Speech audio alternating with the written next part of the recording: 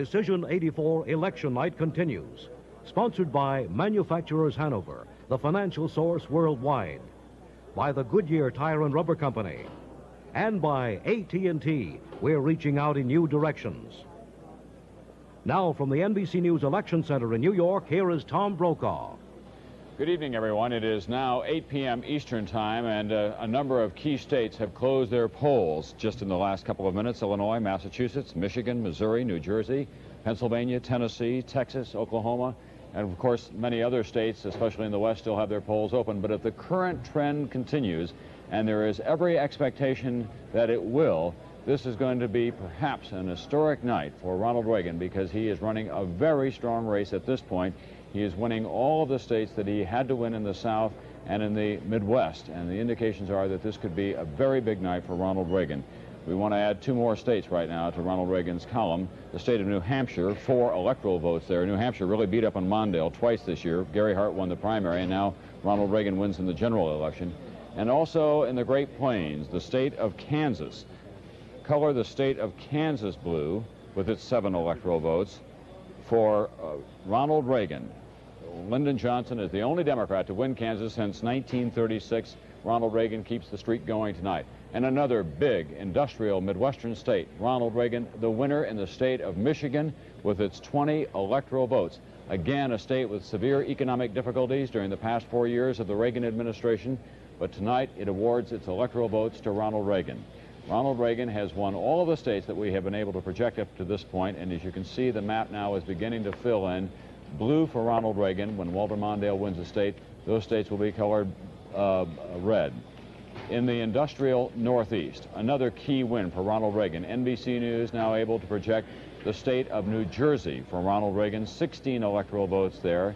The Democrats had hoped that the blue-collar vote in New Jersey, and especially the addition of an Italian Catholic on the ticket, Geraldine Ferraro, would help them in New Jersey, but apparently it has not. Another key win, 16 electoral votes out of New Jersey for Ronald Reagan. 270 electoral votes are required.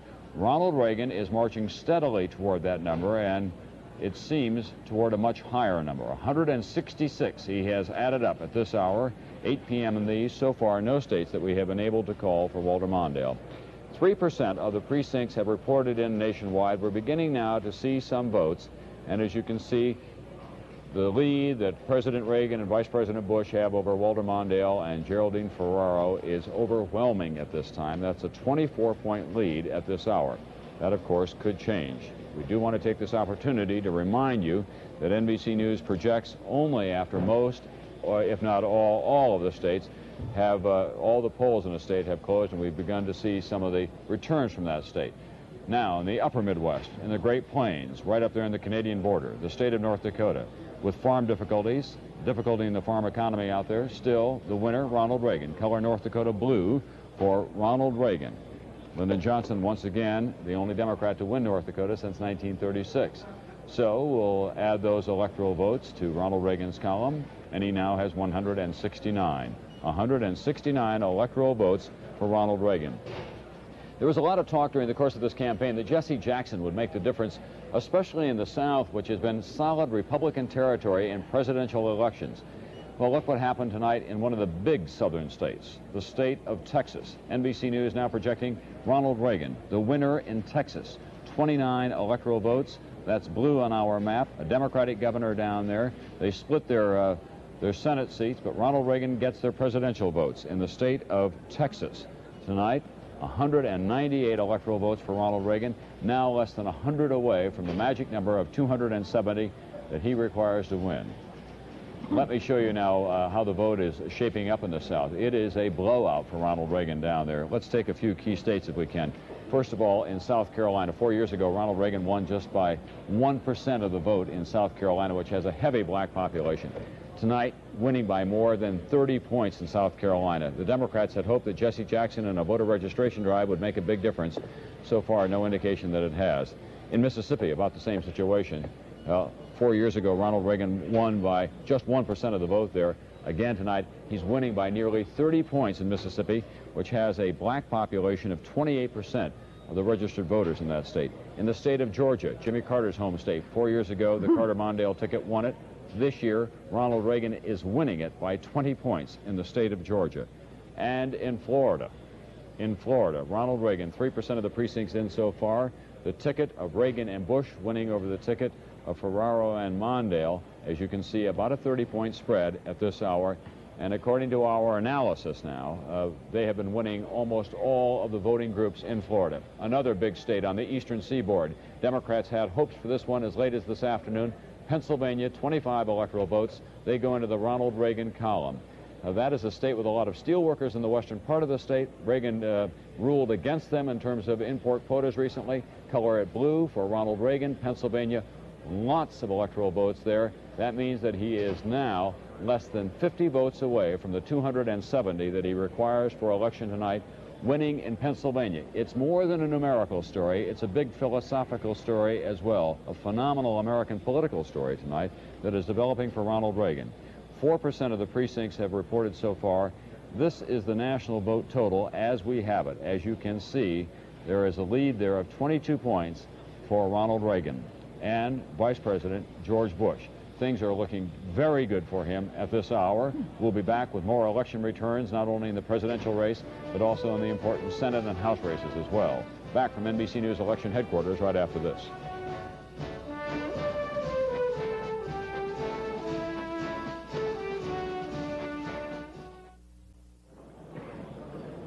NBC News continues counting the vote and showing the mood and the shape of the country tonight. On election night 1984, we're now able to project the District of Columbia for Walter Fritz Mondale, the Democratic candidate for President of the United States. 3 electoral votes. The District of Columbia is colored red now on our national map for Walter Mondale. He gets on the board. The Electoral College total, however, is very much against him at this hour. We'll show that to you right now. Walter Mondale has just 3 electoral votes. And look at President Reagan. President Reagan with 223 driving toward re-election. The magic number is 270. A reminder, polls are open in many states, especially in the West. There are lots of issues to be decided and a lot of races to be decided as well. You have the opportunity to vote still in those western states. The president tonight, however, is doing extremely well at this hour. It is now just a few minutes after 8 Eastern Time. Roger Mudd has some results for us at this time in the Senate races, I think. Roger? Tom, we've got a list, and we'll just work our way through from top to bottom, beginning in Texas. In the Texas Senate race, the projected winner tonight is Republican Philip Graham. He used to be a Democrat, and he must have pulled a lot of Democrats along with him, because tonight he defeated the Democratic State Senator Lloyd Doggett. In New Hampshire, the Republican incumbent Gordon Humphrey, the projected winner, defeating Democrat Norman Demours. Humphrey reelected for his second term. In Tennessee, we just heard Howard Baker, and his replacement in the Senate is Albert Gore Jr., the son of a senator. Albert Gore, the projected winner, a Democrat, defeating Republican State Senator Victor Ashe. In Maine, Republican incumbent William Cohen, reelected tonight to his second term. He defeated the Democratic State House Majority Leader Elizabeth Mitchell. Cohen, the winner in Maine. In Kansas, Nancy Kassebaum, the daughter of Alf Landon, reelected to her second term. Mrs. Kassebaum defeated James Mayer, a Kansas City banker. In New Jersey, the Democratic incumbent William Bradley, reelected to his second term. He defeated the mayor of Montclair, Mary Masheri, who spent about $600,000 and moved 2 points in the polls. And finally, in Oklahoma, the Democratic incumbent David Boren, the former governor, reelected to his second term, defeating the Republican William Crozier. Boren, the projected winner in Oklahoma. So let's take a rundown now of the other Senate races we've called, beginning with the great upset of the evening so far in Kentucky. The new winner, the new senator from Kentucky, Republican Mitch McConnell, defeating the Democratic incumbent Walter Huddleston. In Alabama, the projected winner, Democrat Howell Heflin, defeating Albert Lee Smith. In South Carolina, reelected to his 5th term, 81-year-old Strom Thurmond. In Georgia, reelected Sam Nunn. Sam Nunn, the Democrat. In Virginia, John Warner, Republican, reelected tonight, defeating Edith Harrison, the Democrat. And in Mississippi, the Republican incumbent Thad Cochran, defeating the former Democratic governor of Mississippi, William Winter. Tom? It's yours. Thank you, Roger. As you worked your way through that list of states, I have a new set of states that we can now project that Ronald Reagan is the winner. Let us begin now in Tennessee. You'll recall that 4 years ago, he barely won that state, about 4,000 votes altogether. Tonight, Ronald Reagan is the winner of the electoral votes in Tennessee. Color that blue. The South beginning to be a solid blue block for Ronald Reagan on our NBC News election map. In the state of Connecticut, in the Northeast, in New England, the state of Connecticut, Ronald Reagan, the winner in Connecticut tonight. 8 electoral votes in Connecticut, according to our analysis of the votes that have been released, and, of course, the people that we talked to today as they left the voting place. Connecticut goes in the Reagan column. And down in the Southwest, which is solid Reagan territory, Oklahoma. Roger was just talking about the re-election of Senator Bourne, but the state of Oklahoma goes to Ronald Reagan tonight, according to our projection. 8 electoral votes in Oklahoma.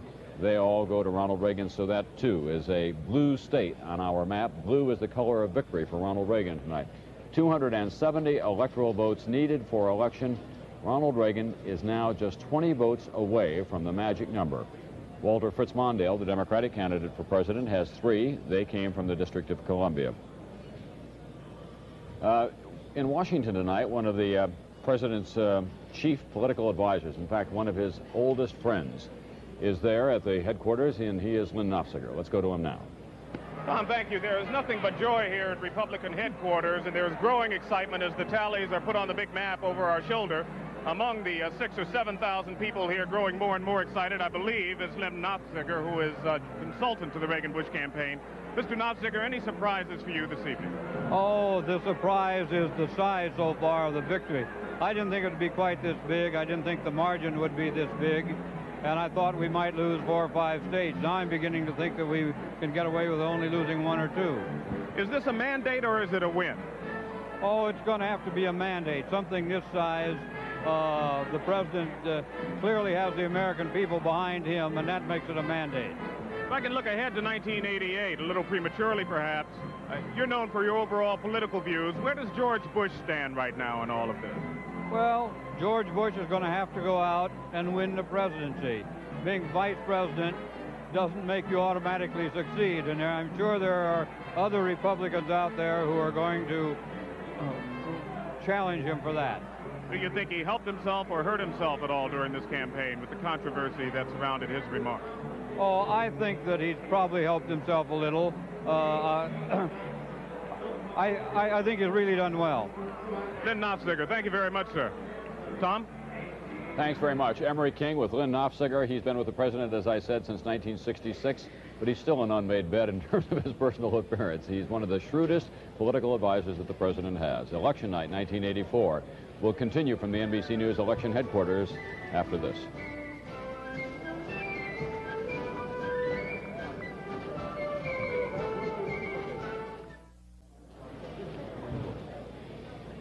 We're back at the NBC News election headquarters, where it looks like a very big night for Ronald Reagan. So far, he has won all of the states that we've been able to project. Walter Mondale has won the District of Columbia so far. By the way, if Reagan is reelected, he'll be the first in 12 years. You'll recall that Richard Nixon was reelected, but he could not serve out his full term. And if he serves his full term, he'll be the first since Dwight Eisenhower to do that. Roger Mudd now with a race that has been getting a lot of attention in the northeastern part of the United States for the U.S. Senate. Roger? It sure has, Tom. It's the Massachusetts seat being vacated by Democrat Paul Tsongas, and tonight we have a projected winner, and it's John Kerry. He's the old Vietnam, well, not the old, but the young Vietnam veteran. He's the Democratic lieutenant governor of the state, and he has defeated, according to our projection, the Republican incumbent Ray Shammy, who tied himself tightly to Ronald Reagan. And interestingly enough, one of the critical elements in that vote was the number of women votes that Lieutenant Governor Kerry received. Men split about evenly between Kerry and Shammy, but almost 2/3 of Massachusetts women who voted today voted for John Kerry. I must say he does look like a model at times, doesn't he? Well, he's a man who's been around for a long time. Many people may remember him as one of the Vietnam veterans against the war. He testified in Washington. He threw some medals against the Capitol steps. It turns out that they were borrowed medals at the time, and that later developed. And his remained in his glass case at home. Well, that's an interesting. There was some talk of the Republicans picking up that state, but they needed a major Reagan vote to do it. There are other interesting Senate races this evening. One of them is a very close one in West Virginia, and there John D. Rockefeller IV is running for the seat being vacated by Jennings Randolph. His opponent is Republican John Racy. That's a close one we'll be watching this evening. And also in Illinois, where the Republican chairman of the Foreign Relations Committee, Charles Percy, is locked in a close race with Democrat Paul Simon. That's an important one for the future of foreign policy in the Republican Party. We have a report now from the Percy headquarters, where Mary Nissenson is our reporter this evening. Mary? Roger, there's a lot more optimism than there are people right now at Percy headquarters. Percy's people say that he has been showing strongly in the polls. All the published polls have shown him winning, and that despite the closeness of this race, they believe Percy will win in the final outcome. Now, there's been very heavy voter turnout in Illinois. It is not possible yet to say how that will affect this rate. The conventional wisdom is that if it's heavy rural turnout, that will favor the Republican. Heavy turnout in the city, that will favor the Democrat. But there has been some unhappiness among the farmers with Percy, so that heavy rural turnout may not follow the conventional wisdom in this case. This race has been as bitter as it has been hotly contested. The ad campaigns for those voters in other states who haven't seen them have really been something special. They have accused the candidates of being everything from liars to lizards. Now, this race could have a very important impact on the Senate Foreign Relations Committee if Percy loses his bid tonight and Senator Jesse Helms of North Carolina wins his. Then Helms could replace Percy, and that, of course, is one of the reasons why this race is one of the most closely watched anywhere in the nation. From Percy headquarters in Chicago, I'm Mary Nissenson. Back to you, Roger, in New York. And Mary, one more projection this evening in the Senate races in Delaware. The incumbent Democrat Joe Biden is the projected winner, and he's defeated the House Majority Leader in the Delaware legislature, John Burris. Joe Biden, the projected winner in Delaware. And Tom, if I said Ray Shammy was the incumbent, I didn't mean to. What I said was that Paul Tsongas was vacating Massachusetts. The seat is open, and the projected winner is John Kerry over Ray Shammy. Okay, Roger, I wasn't going to put that mark against you at all. But somebody said in my ear that I'd made this mistake. Well, there are all kinds of voices in your ear on these kinds of nights. By the way, we have another state that we can now add to the Ronald Reagan column. That is the state of Delaware along the eastern seaboard. 3 electoral votes. It is important in other ways as well, and that is that since 1952, Delaware has always voted with the winner in American presidential elections. So Delaware, the color blue for Ronald Reagan tonight. We add those electoral votes to his total, and things are going swimmingly for him at this time. This is the Electoral College total as we now have it, 253, less than 20 away for President Reagan from the magic number of 270 that he requires for election. And of course, if this current trend continues, it will be much more than just an Electoral College landslide. It could be a popular vote landslide as well, and the president could win most of the states in the country as it is filling in there tonight. The Democrats had some hopes, for example, for Pennsylvania, John, in the closing days of the campaign, the closing hours. They did. They had hopes for a number of those states. They really thought Pennsylvania might come. We don't know yet about New York. But the way things are going, you have to say that the polls are closed in New York, are they not? Yeah. No, they're not closed until 9. Another 40 minutes, I think. Well, then New York is still out there to be considered. But the way that is beginning to color in, it looks terribly good for the president. Well, especially in Pennsylvania, a state with a lot of union people, a Democratic mayor in Philadelphia, big black population.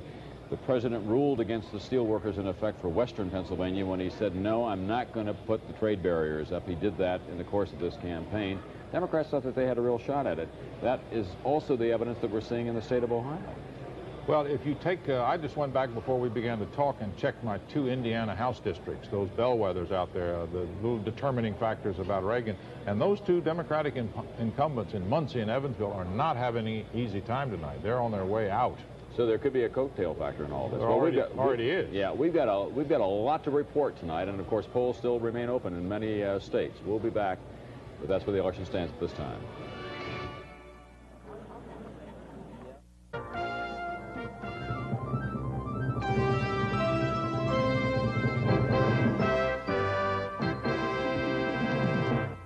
Decision 84 election night continues. Sponsored by Sun Company. Where there's sun, there's energy. By AT&T, we're reaching out in new directions. And by Ford and your Ford dealer. Have you driven a Ford lately? Now from the NBC News Election Center in New York, Here is Tom Brokaw. Good evening once again. I'm here with John Chancellor and Roger Mudd, and we're watching a really phenomenal development tonight as Ronald Reagan continues to roll through the country. So far, Walter Fritz Mondale has won only the District of Columbia. All those states that you see behind me that are colored blue are the states that we have projected Ronald Reagan the winner in tonight. The polls remain open, of course. In the West and in the Pacific Northwest, that is Ronald Reagan territory. You still have the opportunity to vote there, not just for the presidency, of course, but for the many state and local issues that are on the ballot, as well as the congressional and Senate races that are at stake there.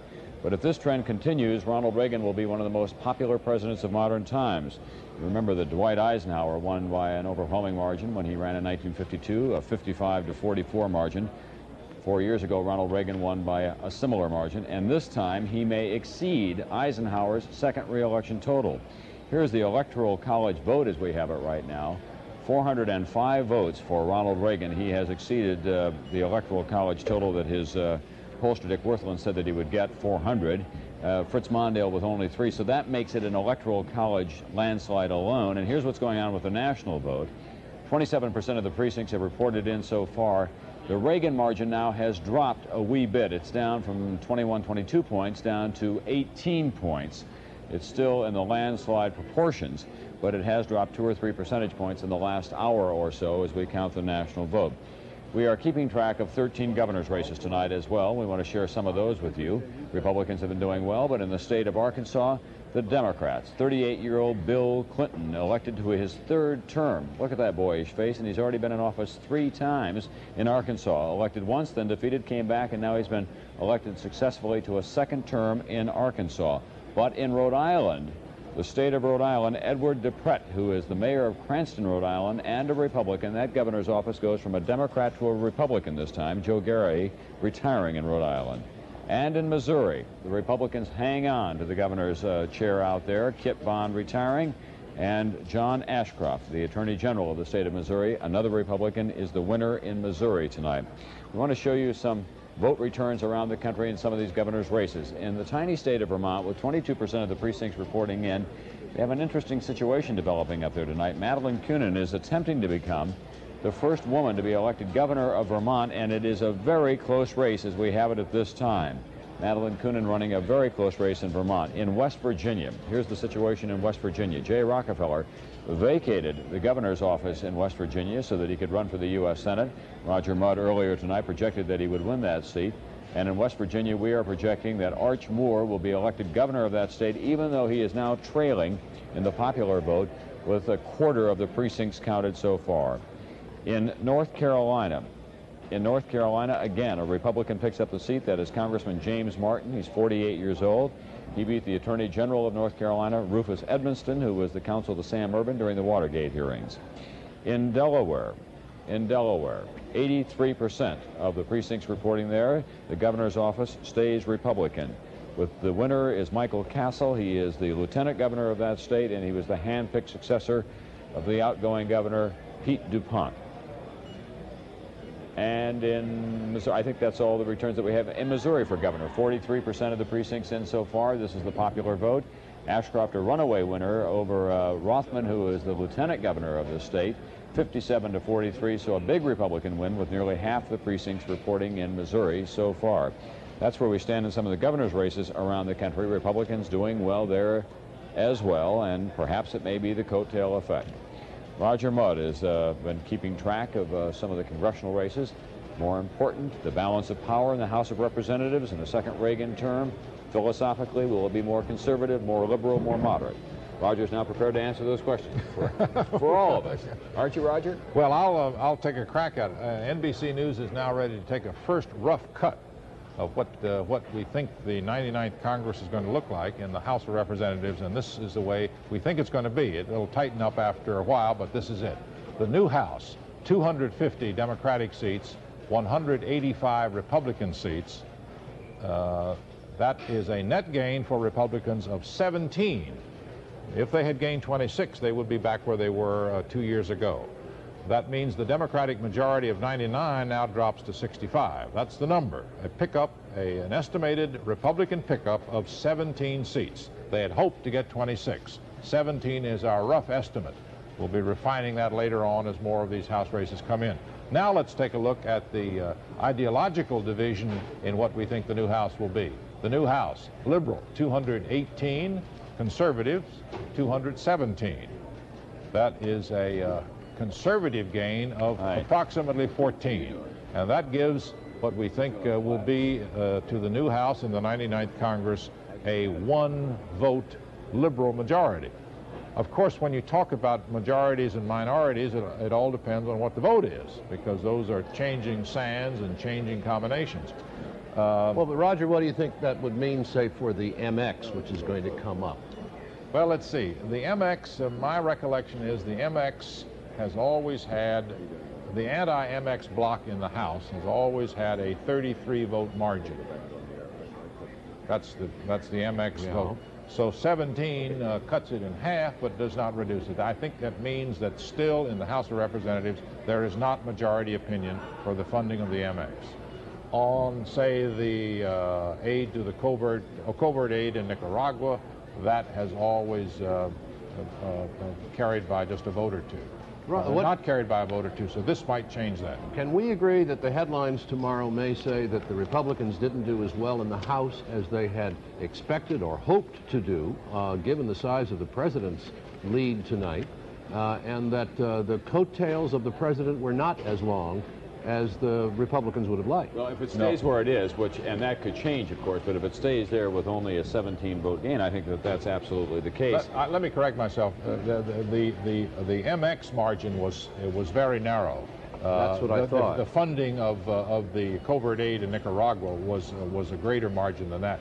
I think that the House still will be unwilling to fund covert aid in Nicaragua. It may now be willing, however, to go ahead with the MX. Roger, we had a little one graphic from our poll that we could put up that would tell us a little bit about why this happened. If you look there, you'll see that we're talking about party loyalty, people who voted for Reagan and then also voted for a Democrat.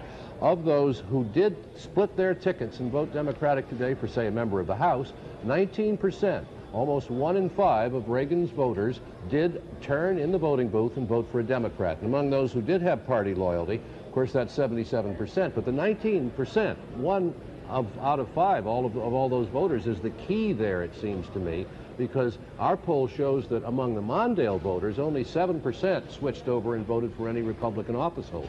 So the Democrats held their party loyalty a lot better than the Republicans did today. Well, that's going to be a key thing that we're going to be watching throughout the evening here at NBC. What happens in the House of Representatives, the plus or minus gain for the Republicans, and of course the philosophical shift of the House as well. I've just been talking on the phone with someone who has been seeing Walter Mondale in Minnesota, and he says Mondale's doing real well. It's what didn't come as a total surprise to him. He talked to some members of his staff, and he's a pro. He's been at this a long time. He's been in electoral politics now for, what, 35 years or something?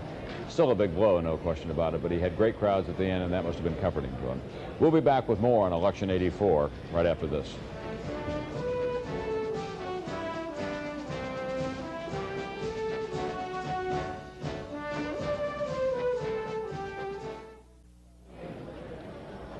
Continuing now our coverage on Decision 1984 from the NBC News election headquarters here in New York. We can now add another western state.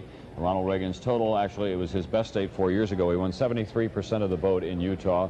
It has 5 electoral votes. It's a very conservative state. And Utah tonight is colored blue on our NBC News election map. That goes into the Ronald Reagan column as we begin to move this map westward, and the blue wave moves with the map at the same time. Polls remain open in California and many of the western and Pacific Northwestern states. That means on the Electoral College total now, Ronald Reagan has 410 votes. Walter Mondale still back there at only 3. He has won so far tonight, by our calculations, only the District of Columbia. However, Iowa and Minnesota and Massachusetts are yet to be counted. Here's the national vote. We're approaching now 30%, and as you can see, the Reagan-Bush lead over Mondale and Ferraro is 18 points. It was as high as 22 points for a time, but now it's drifted back to 18 points. It still is a win of great proportions for the President of the United States tonight as he goes into a second term. Two people who have been very active in national politics in the course of this past year. One is a candidate for the Democratic presidential nomination. One who is expected to be a candidate for the Republican nomination for president in 4 years are with us at this time. Jack Kemp is in Buffalo, New York tonight. He's the Republican congressman from that area. And in Denver, Colorado tonight, we have Senator Gary Hart, who is standing by. He, of course, contested Walter Mondale for the Democratic presidential nomination. Let me begin with you, if I may, Senator Hart. We had a lot of these late-night conversations. Maybe we can begin this one on a slightly different plane. How are the Democrats going to be able to put themselves back together after this election? I was talking with one earlier today, and he said that the message is quite simple. Democrats are going to have to convince the nation that they're as interested in expanding the pie as they are in cutting it up. Is that a fair summary? Oh, I think it is, and it's frankly one of the issues that I try to put forward for our party in the nomination race. But I am very optimistic about the future of this party, primarily because of the caliber and quality of the elected officials we have in the Congress and that we're putting forward for all offices. There are a new generation of leaders coming on that understand the need for our party to lead in economic growth and opportunity, and also to reform our defenses so that we can afford to defend this country without bankrupting the Treasury. And that's exactly what our leadership is going to do in the 80s and 90s. Jack Kemp in Buffalo, New York. Let me ask you, a lot of people were concerned, Republicans and Democrats, by the way, that the president may end up this evening with a blank check, do whatever he wished that he could do. According to our calculations, you'll pick up about 17 seats in the House. That could change one way or the other. Do you think you have a blank check for the next couple of years? No, I don't think any elected official, Tom, has a blank check. But there certainly is a mandate to the president and to those of us who are re-elected to the Congress and new men and women elected to the new Congress to keep the country growing, make it grow even more. I think the mandate that I hear from the electorate tonight all over this country, and I know in my hometown of Buffalo, New York, is to bring down unemployment, balance the budget through more economic growth. If we're not balancing the budget through growth, what steps can we take towards simplification of the tax code and monetary reform and things like enterprise zones to get those deficits down, get unemployment down, bring down interest rates? There's where the mandate is, at least as I read it. Senator Hart, do you have any argument with that? Oh, yes, I do. Because of the kind of campaign Ronald Reagan chose to wage, he does not have a mandate. What we had was a personality contest. The president and his keepers and advisors kept him away from presenting any kind of a concrete vision for this country's future, any kind of a policy to reindustrialize America or to train our workers or to reverse the arms race instead of expand it into space. I think Ronald Reagan missed a wonderful opportunity to create a mandate for himself. He cannot go to the Congress now with any blueprint for this nation's future and claim that the American people voted for it. Jack Kemp, what Tom, about that? Well, I strongly disagree with Gary Hart. It is so obvious that the things that the president was talking about were closer to the mainstream of what the American people want for this country. They want private enterprise growth, not more growth of the public sector, government. They want tax simplification and lower rates, something that Gary Hart and Walter Mondale have refused to talk about. And they want the enterprise zone bill passed to reach out to minorities and inner city people to get them back to work. I think the president has a strong mandate. It's one to preserve peace through strength and to achieve full employment without inflation in the next 2 to 3 years. And if we achieve that type of economic prosperity at home without inflation and strong chances for peace and democracy throughout the world, I think the Republican Party will be the emerging majority party well into the next century. Jack Kemp, let me ask you, more than 500,000 people fell below the poverty line in the last 4 years in the Reagan administration. Do you expect that number to go even higher in the next 4 years? No, I think it'll go down. The only way out of poverty, Tom, is with a job. And if we can bring about the entrepreneurial climate in this country that can bring down unemployment to 4% or 4.5%, I am convinced with things like enterprise zones and tax reform and monetary reform and international monetary reform to boost exports, clearly that rise in poverty that took place increasingly so in the late 1970s, which slowed down in the 1983-84 time frame, can turn around and we can provide that bigger pie that many of our Democratic friends talk about, but they have lost the key to providing for the inner city poor. Very quickly, let me ask you just both for a brief answer to this question. What do you think the chances are that 4 years from tonight we'll be talking about the two of you in this contest? Senator Hart? Well, I think it's totally inappropriate to be discussing 4 years from now tonight.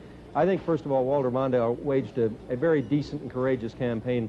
My hat is off to him.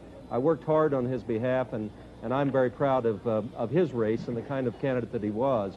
Our party has a bright future. I don't think it's profitable at this point to narrow it down to individuals. I think there are going to be a lot of people coming forward as leaders of our party, and I strongly disagree with Congressman Kemp. When the bill comes in for this election year recovery in terms of the $200 billion deficits and $1 trillion for Star Wars, I don't think we're going to see a recovery in the second half of the 80s. So, Jack Kemp, are you going to run for president in 4 years? Well, I do agree with Gary on one thing he said tonight. This is not an appropriate time. This is time for him to praise Walter Mondale, and it's time for me, certainly, to give credit to a president and the vice president who waged a tremendous campaign and have really captured the heart and mind of the majority of the American people. And I don't want to rest until we capture the District of Columbia. That's how I feel. Thank you both very much. Jack Kemp and Senator Gary Hart. Modesty suits you both very well. By the way, in Geraldine Ferraro's congressional district in New York tonight, President Reagan running ahead of Walter Mondale by a margin of 60-40. We'll be back with more on election 1984 right after this.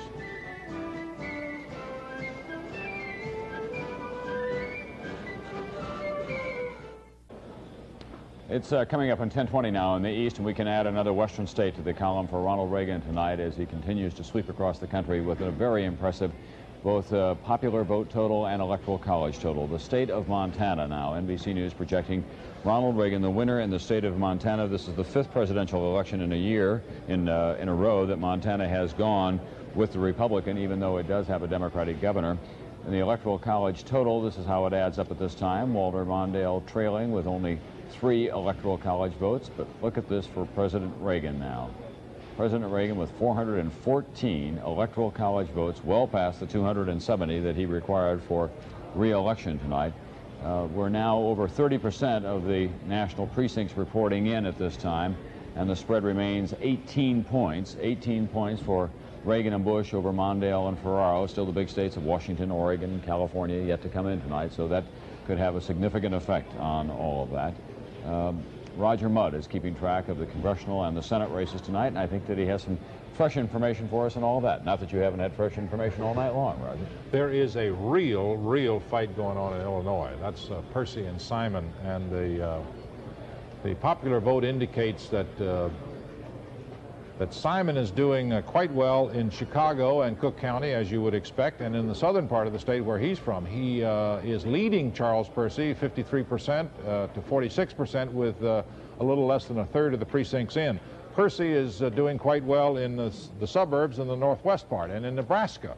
This is a major coattail state for Reagan. The Democratic incumbent, Jim Exon, is having a real struggle with Nancy Hoke, who does not have much experience as a politician, and she is putting up a fight in all parts of the state, in Nebraska, and she's held, even in Democratic Omaha, she has held Senator Exon to less than 8 points.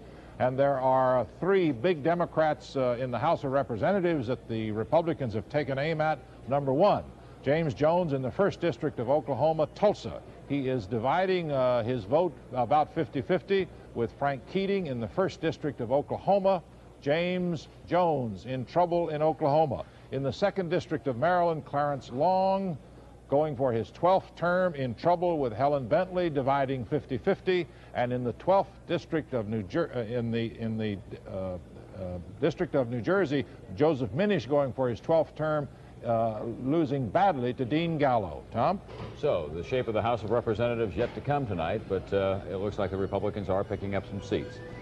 That's where the election stands at this time.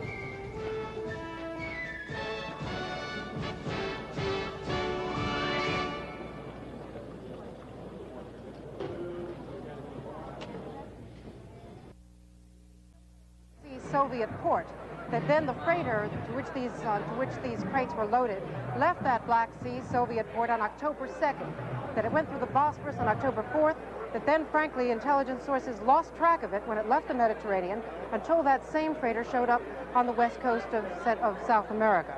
President Reagan, we are told, is being notified at the party that he arrived at about 1 hour ago here in Los Angeles, a private party. He's being notified of this Soviet challenge to him on the eve of his apparent re-election victory. Obviously, this is something that the president is going to have to deal with almost immediately. As you heard Chris Wallace report earlier, he had said during a brief interview while he was watching the election returns that one of the things that he was most interested in doing was in repairing relationships with the Soviet Union. But he said that it was not up to him to make the first offer on arms control, that it was up to the Soviets since they left the table. Now it appears that, as some specialists had been anticipating, the Soviets are preparing to challenge the administration in Central America, not on the arms control issue. Tom? Thank you, Andrea. Do we have any sense that the president is about to take some kind of an action, or has he instructed his intelligence community or the State Department to instigate any diplomatic moves? Has he been in touch with the Soviet Union at all? Not at this time. In fact, the president is only being notified within the hour. The intelligence community and the State Department has been alerted, but it is far too soon for them to have decided on any steps to take. And in fact, given all of the other problems and distractions tonight, it is going to be, I think, some time before here in Los Angeles the president comes to grips with this at a private dinner party on the West Coast. Thanks very much. Andrea Mitchell tonight in Los Angeles. And of course, this story follows right on the heels of a report that we had on Nightly News tonight from Fred Francis at the Pentagon that Nicaragua was also about to receive a shipment of some very sophisticated Soviet helicopter gunships, some of the most lethal weapons that the Soviets could export to a country like Nicaragua. They could be of great help in the Sandinista fight against the so-called Contras, the rebels who are trying to topple the Sandinista government with the help of the United States. Marvin Kalb has been monitoring all of this, and he's at the State Department, as you can see tonight. Marvin, what are you hearing there? Not just about this specific incident with the MiG-21s arriving in Nicaragua, but about plans that the Reagan administration may have for the Sandinistas and Nicaragua and for the Contras in Nicaragua in a second term.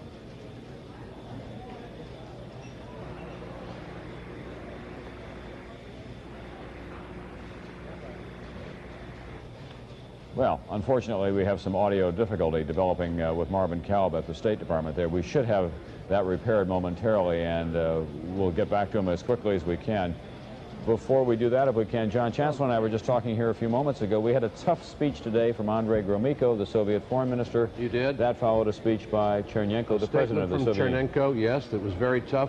What I find interesting about this, and perhaps it's too technical, Tom, is that if the Soviets had decided to make a bold stroke by having the planes or the parts of the planes arrive on the night that Reagan is enjoying his victory, it's pretty hard to get a ship in there all the way from the Black Sea to coincide with this. So that either this is a longer-range Soviet strategy that they're following, that they'd embarked on last October, or the timing of it comes from American intelligence sources who would want to put it out tonight for whatever reasons I can't imagine. Yeah, it is hard to know. Of course, the Sandinistas just had their own election on Sunday, an election that the administration quickly called a hoax. That's right. The Sandinistas were overwhelmingly re-elected to their positions, or elected in the first order, and they have been predicting all along that the United States was planning some kind of an invasion of Nicaragua, an invasion that has not yet occurred if it were ever to occur. Well, some news of the international sort tonight. We'll be back with more after this.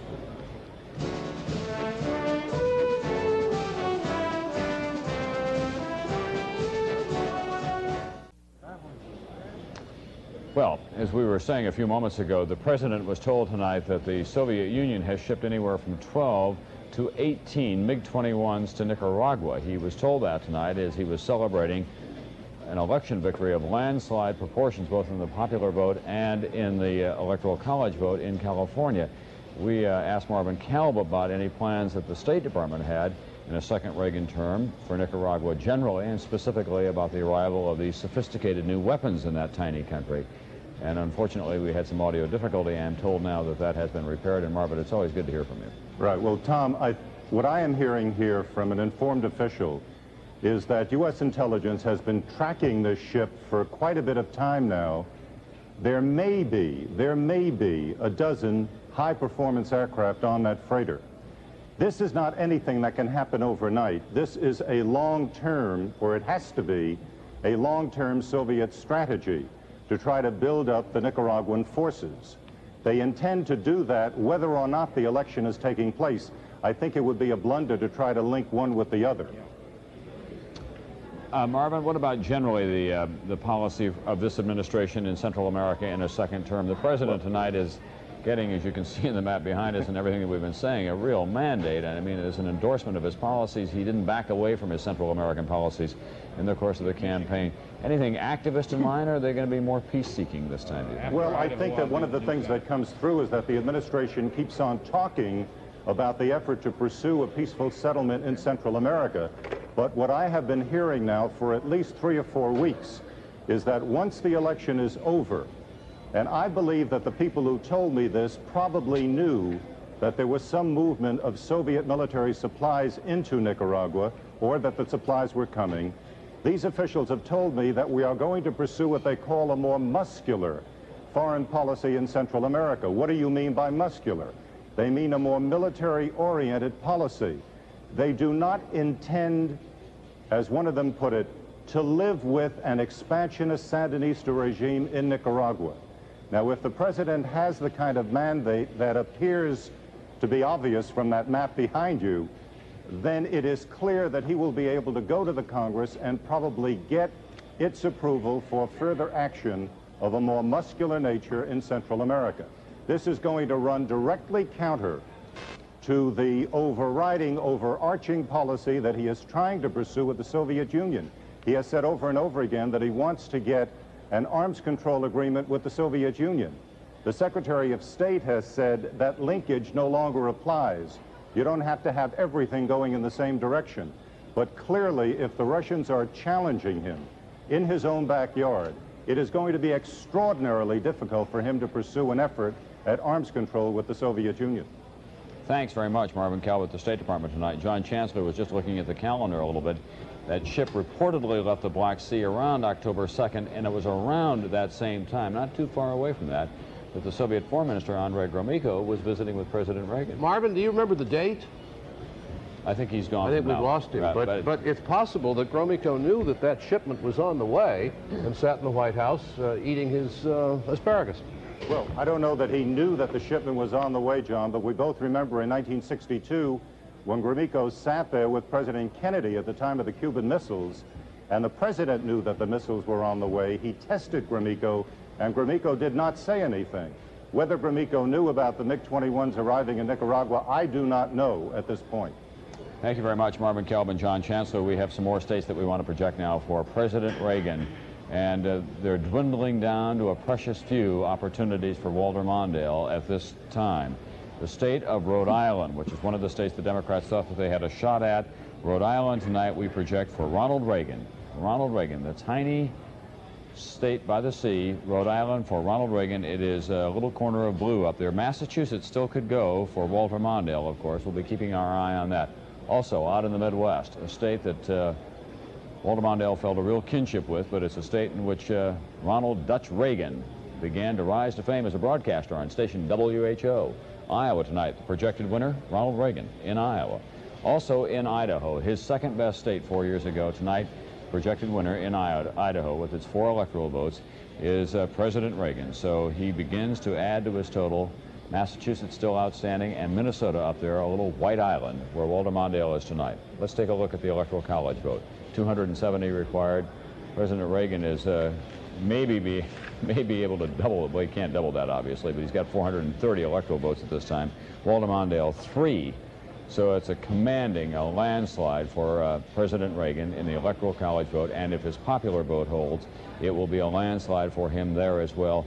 He conceivably could win all 50 states, losing only the District of Columbia, but still we have other states outstanding. Walter Mondale holding on and hoping for Minnesota, Massachusetts, and maybe even one of the western states. Polls still open out there. Opportunity to vote remains. We'll be back with more after this.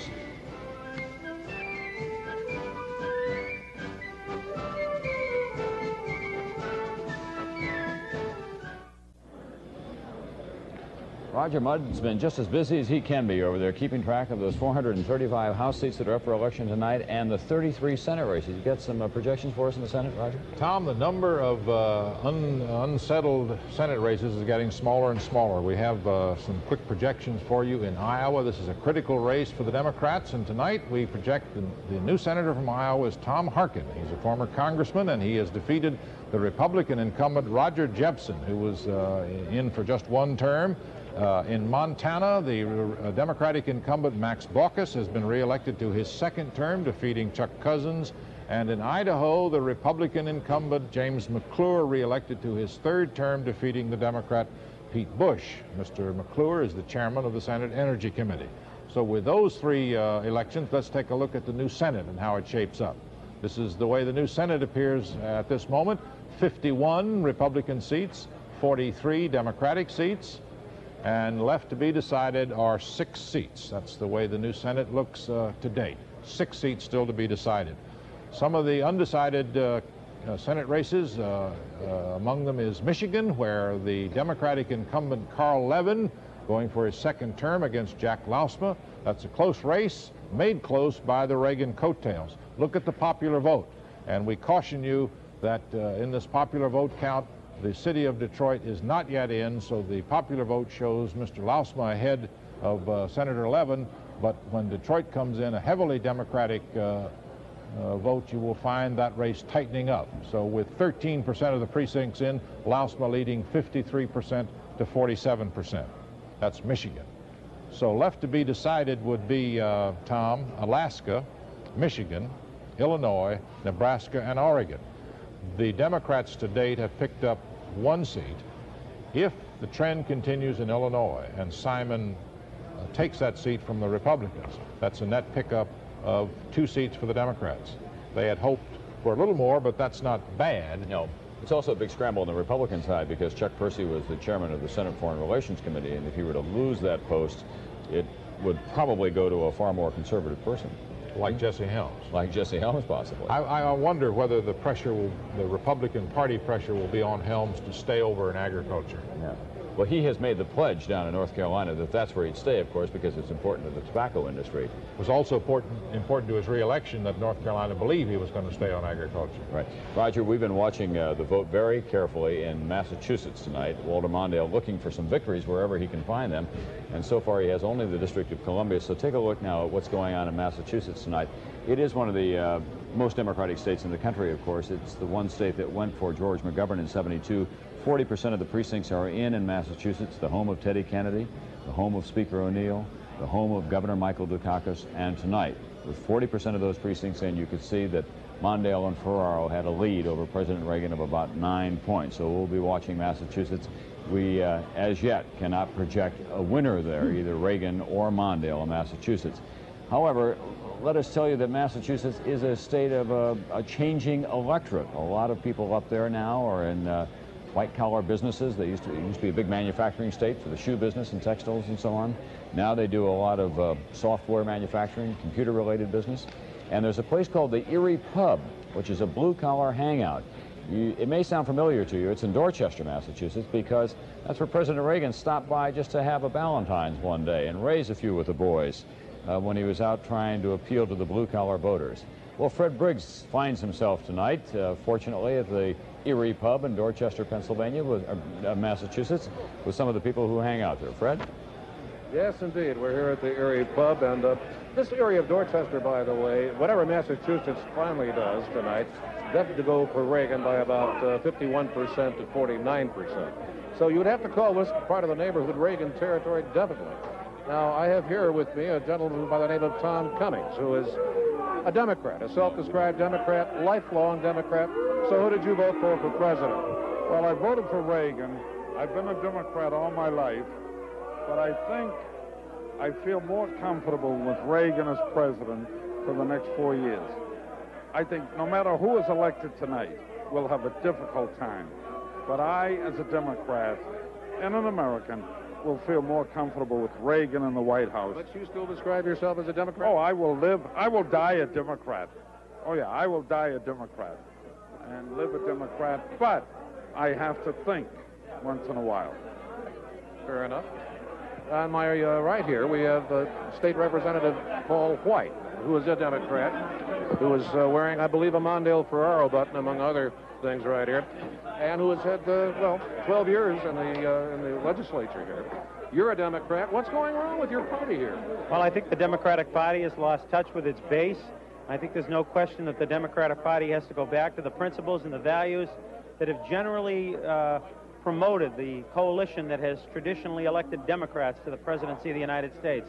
I think tonight is a valuable lesson in that regard, and I'm hopeful that 4 years from now, we'll see a nominee who can carry forward the values of working-class people that frequent a place like this, and they can comfortably vote for a Democrat. Well, now, you did apparently elect a senator. We projected John Kerry, the winner of the Senate here. It still seems to be a toss-up, last I heard. We have not projected which way in Massachusetts. Do you think Massachusetts could be another repeat of the McGovern year, 72? I think there's a good likelihood that Massachusetts may squeak out a victory for Mondale.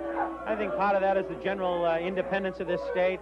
I think the tradition of electing people who espouse the traditional democratic values. Is it the liberalism of this state? The liberalism of this state? It's not strictly the liberalism. It's the traditional values, and I think that's what the Democratic Party has to go back to. Well, we're still waiting to hear how it's going to come out. It seems to be neck and neck. Tom? Thanks very much. Fred Briggs at the Erie Pub tonight. That's in Dorchester, Massachusetts. And I had the numbers wrong going in as well. I said that it was only a 9-point lead for Mondale. He's leading by only 2 points at this time, with 40% of the precincts reporting in Massachusetts. We can now project another state for Ronald Reagan, right next to his home state, the state of Nevada. No big surprise here. That's one of the strongest states that he had in his election lineup. So Nevada goes blue as the West begins to fill in, as the South, the Midwest, and the Northeast began to fill in for Ronald Reagan as well. The state of Nevada now for Ronald Reagan. It is the home state of Paul Laxalt, who is the general chairman of his campaign. 434 electoral votes for the president. It's free for Walter Mondale. And we take a quick look at the election. Well, I guess we can't. We don't need to. You can see what's going on there. A big lead for Ronald Reagan in the Electoral College and about an 18-point lead in the popular vote. So that's where the election stands at this time. Paused and raised the question about whether, in fact, that time hasn't gone by. Tonight, the people are making a judgment about that. Well, he spent 2 years after the last defeat with President Carter just convincing himself that he was ready to be president. And now he says he is ready. And they're clearly stunned by what happened here this evening.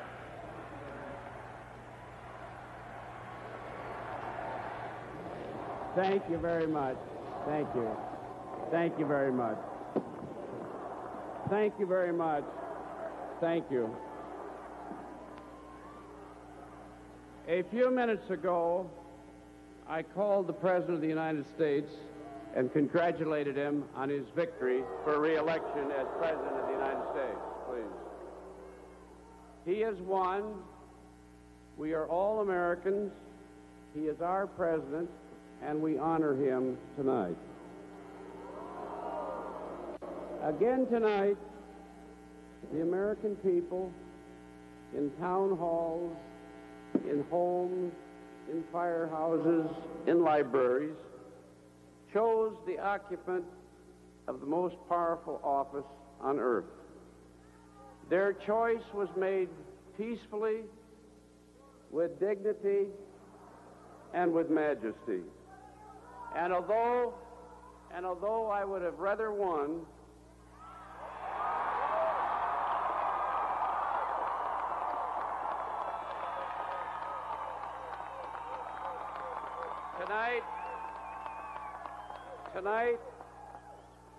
Tonight, we rejoice in our democracy.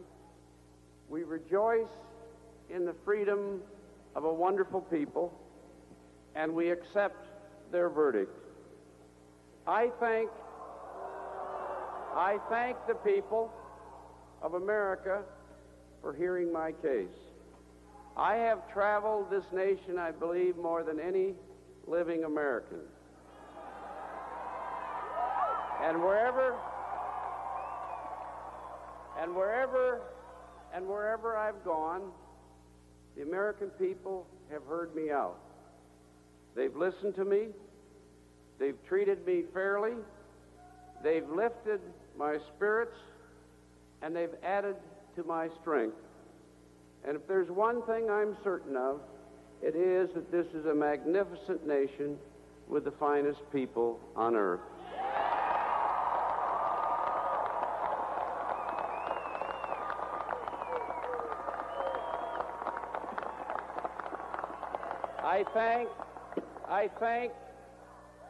I thank above all my family. How lucky I am.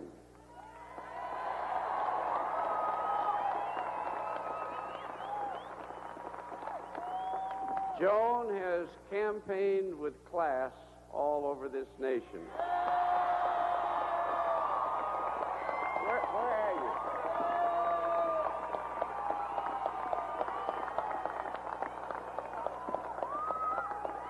And we're very proud of our kids, Ted and Eleanor Jane and William. Everywhere they went, they got us support.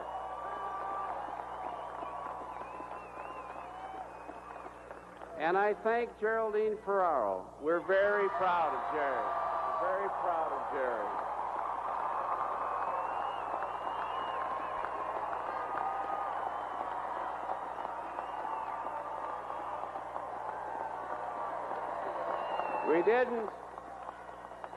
We didn't win, but we made history, and that fight has just begun.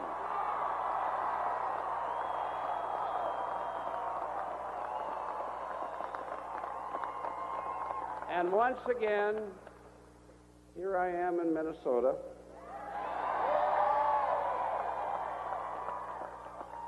In over 24 years, never once have the people of Minnesota turned me down, including tonight.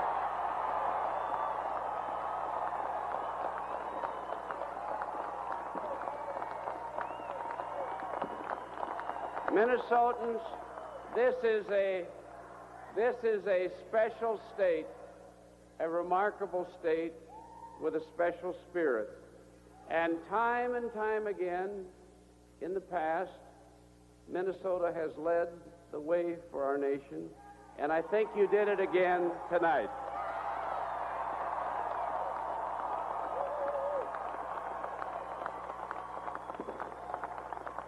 And I want to especially thank my staff, Jim Johnson and the whole crew, my workers and my volunteers all over this country. What a special group of Americans they are. I know what you've sacrificed for me and for my country. And I want to say a special word to my young supporters this evening.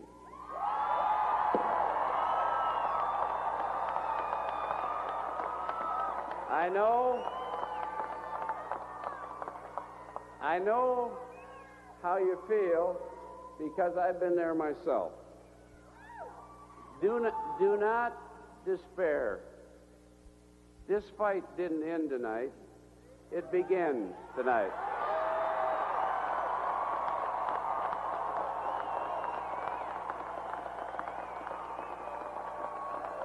I've been around for a while, and I have noticed in the seeds of every victory are to be found the seeds of defeat, and in every defeat are to be found the seeds of victory. Let us fight on. Let us fight on.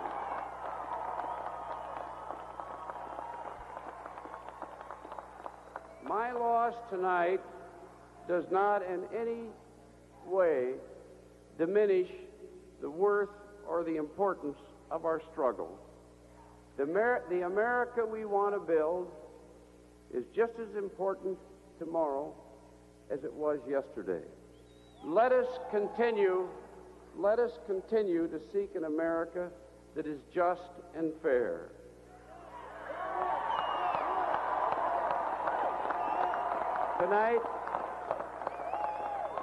Tonight especially, I think of the poor, the unemployed, the elderly, the handicapped, the helpless, and the sad, and they need us more than ever tonight.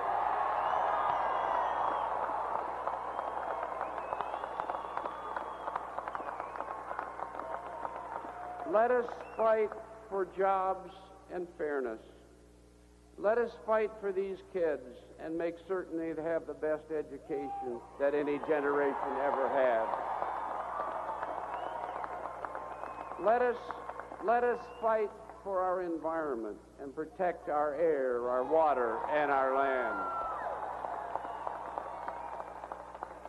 And while we keep America strong, let's use that strength to keep the peace, to reflect our values, and to control these weapons before they destroy us all.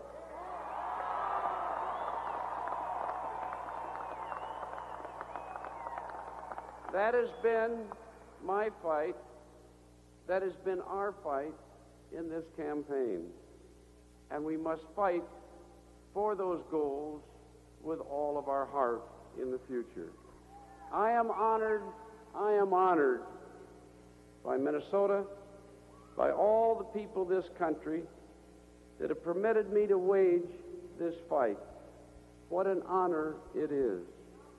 And I'm at peace with the knowledge that I gave it everything I've got.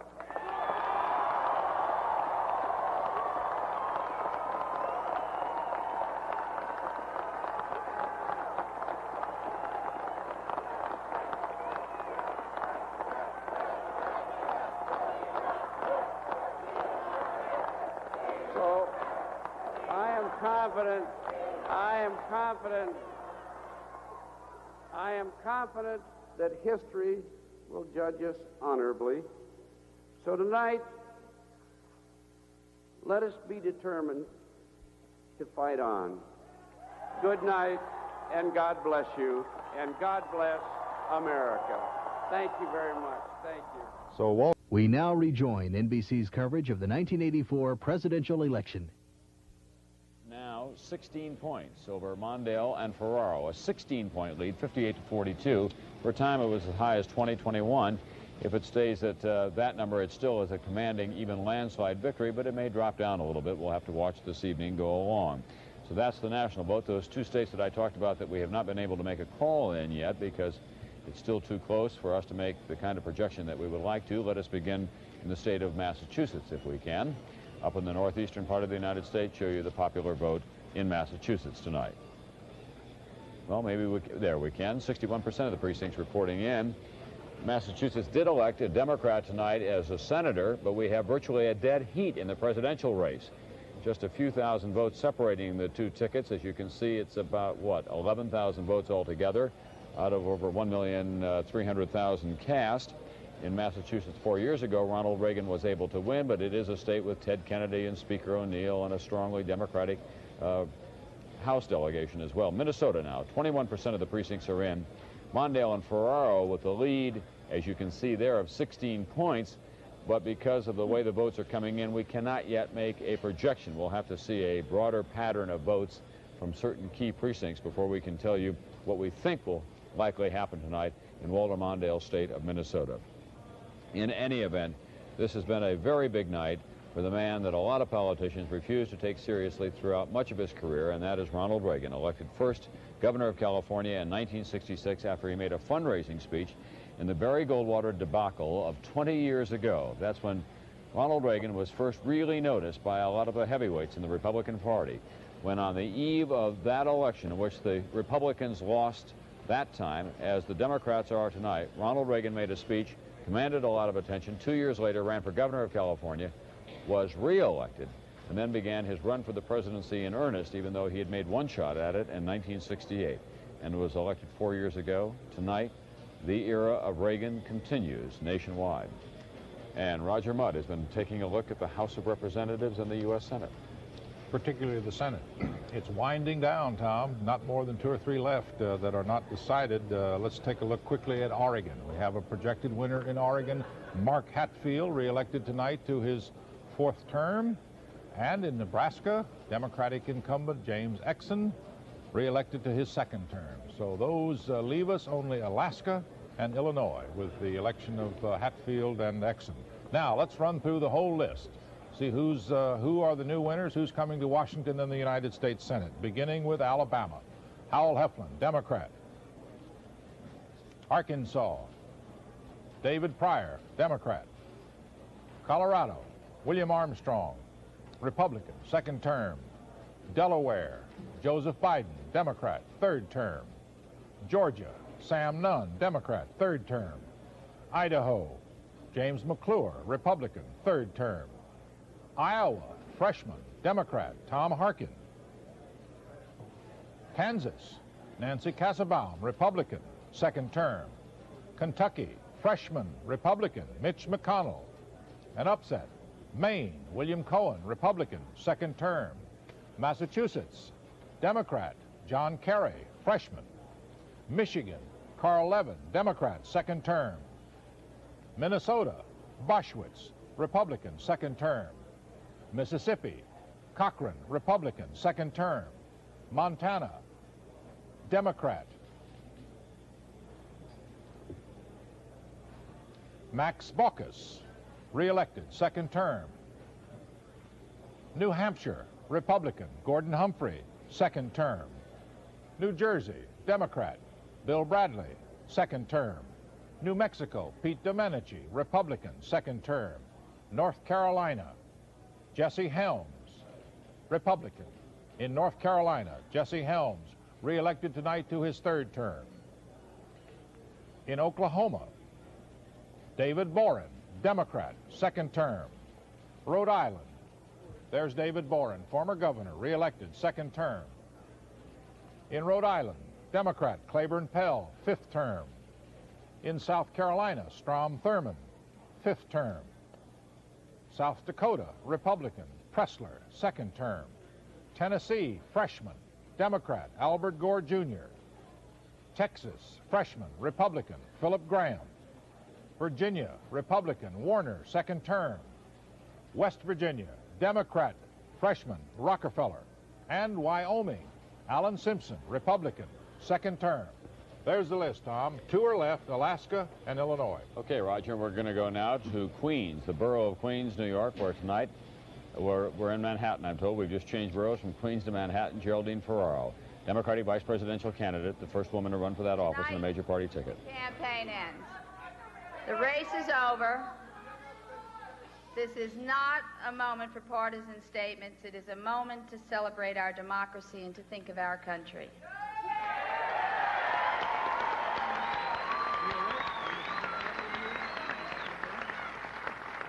The American people have put their trust in President Reagan. And in the interest of the nation, with hope for the future, I ask all Americans to join together, work together, and pledge our support for our president in the search for a more just society, a strong America, and a world at peace. Tonight, I would also like to thank my running mate and my friend, Walter Mondale.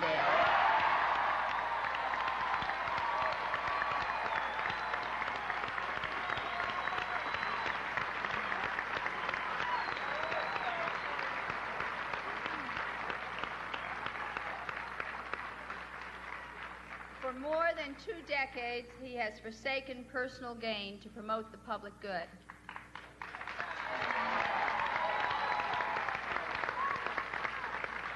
He has fought for people who need our help. He has stood up for every decent cause in the last 25 years.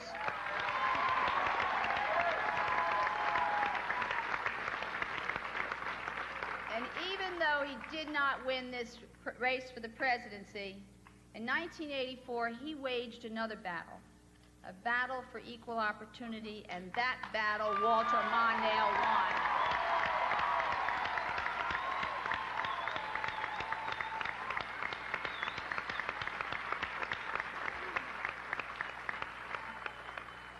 For 2 centuries, candidates have run for president.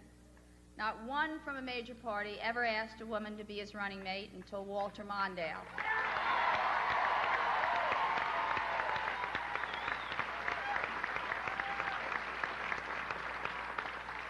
When he asked me to be campaign by his side, he opened a door which will never be closed again.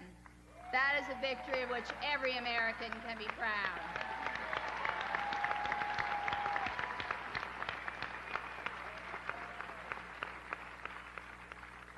Campaigns, even if you lose them, do serve a purpose. My candidacy has said the days of discrimination are numbered. American women will never again be second-class citizens.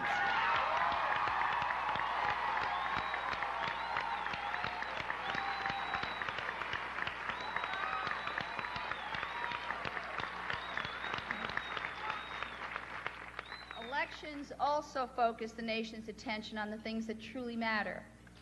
In this campaign, Americans have all been made more aware of the danger of the nuclear arms race. We have all recognized the needs of our changing economy. We have all been reminded of the millions of Americans who have been counted out before their talents have been added up, and we can all take pride in those accomplishments. We live in a time of exciting change. This country built the space shuttle, the most sophisticated machine ever to fly, and a black and a woman were among the first to fly in it. From Argentina to the Philippines, there's a new awakening of freedom. And all over the world, people are calling for the opportunity to choose their own destinies. I think America can be the vanguard of change. I have faith in the American people, and I believe in this country. Our society is the fairest on earth, but we can work even harder for fairness. Our nation is at peace, but we can do even more to reduce the risk of war. America is a great nation. America is a great nation, but if there's one thing that our campaign has stood for, it is that our country can be even greater.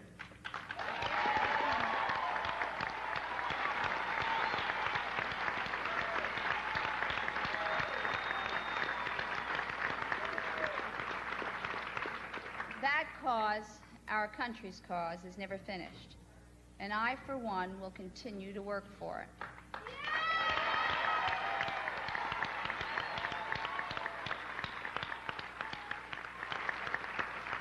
Tonight brings an end to a long campaign.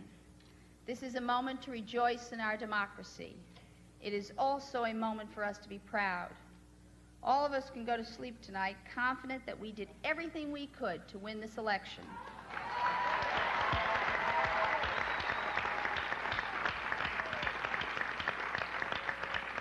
So let me say to our supporters throughout the country, to my staff, my family, and my friends, we fought hard, we gave it our best, and we made a difference.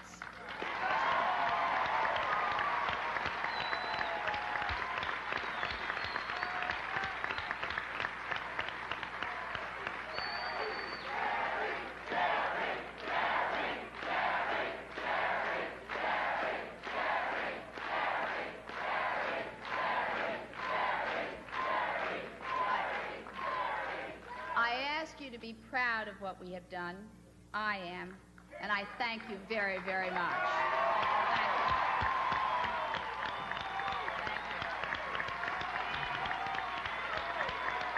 Thank you. Thank you.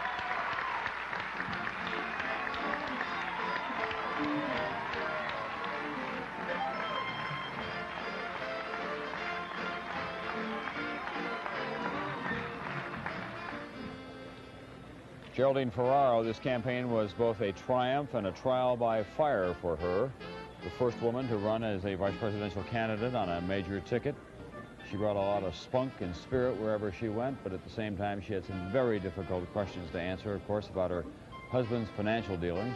She's now Bella Abzug, that she was saying hello to there, and some other New York political figures as she makes her way out of the hall. And there are continuing reports that after a period of time has passed, that her husband may have some even more difficult legal questions to answer from New York State authorities. Ferraro is interested in the Senate race in 1986 from New York against Alphonse D'Amato, who is the Republican senator up for election in this state in 2 years. Bob Kerr is at her headquarters tonight. Bob, can you hear me?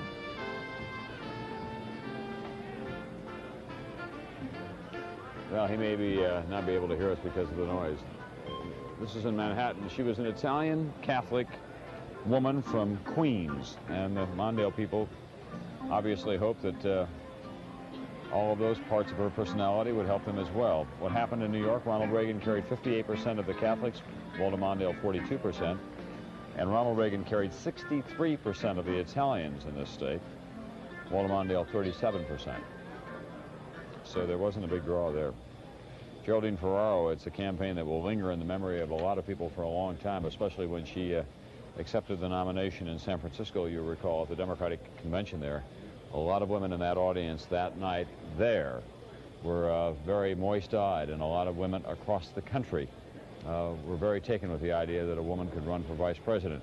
The Democrats had hoped against hope that there might be a kind of secret woman's vote that would be exercised today. Women would say to pollsters, yes, I'm going to vote for Ronald Reagan in the presence of their husband, and then go off and the privacy of the voting booth, they would cast the ballot for Walter Mondale and Geraldine Ferraro because, in fact, she was a woman running for vice president of the United States. At any rate, we'll be hearing more from Geraldine Ferraro. She had to give up her House seat. She was a popular and increasingly powerful member of the House of Representatives, but I think that there's a very good possibility that she'll be running for office once again, perhaps for the Senate from New York.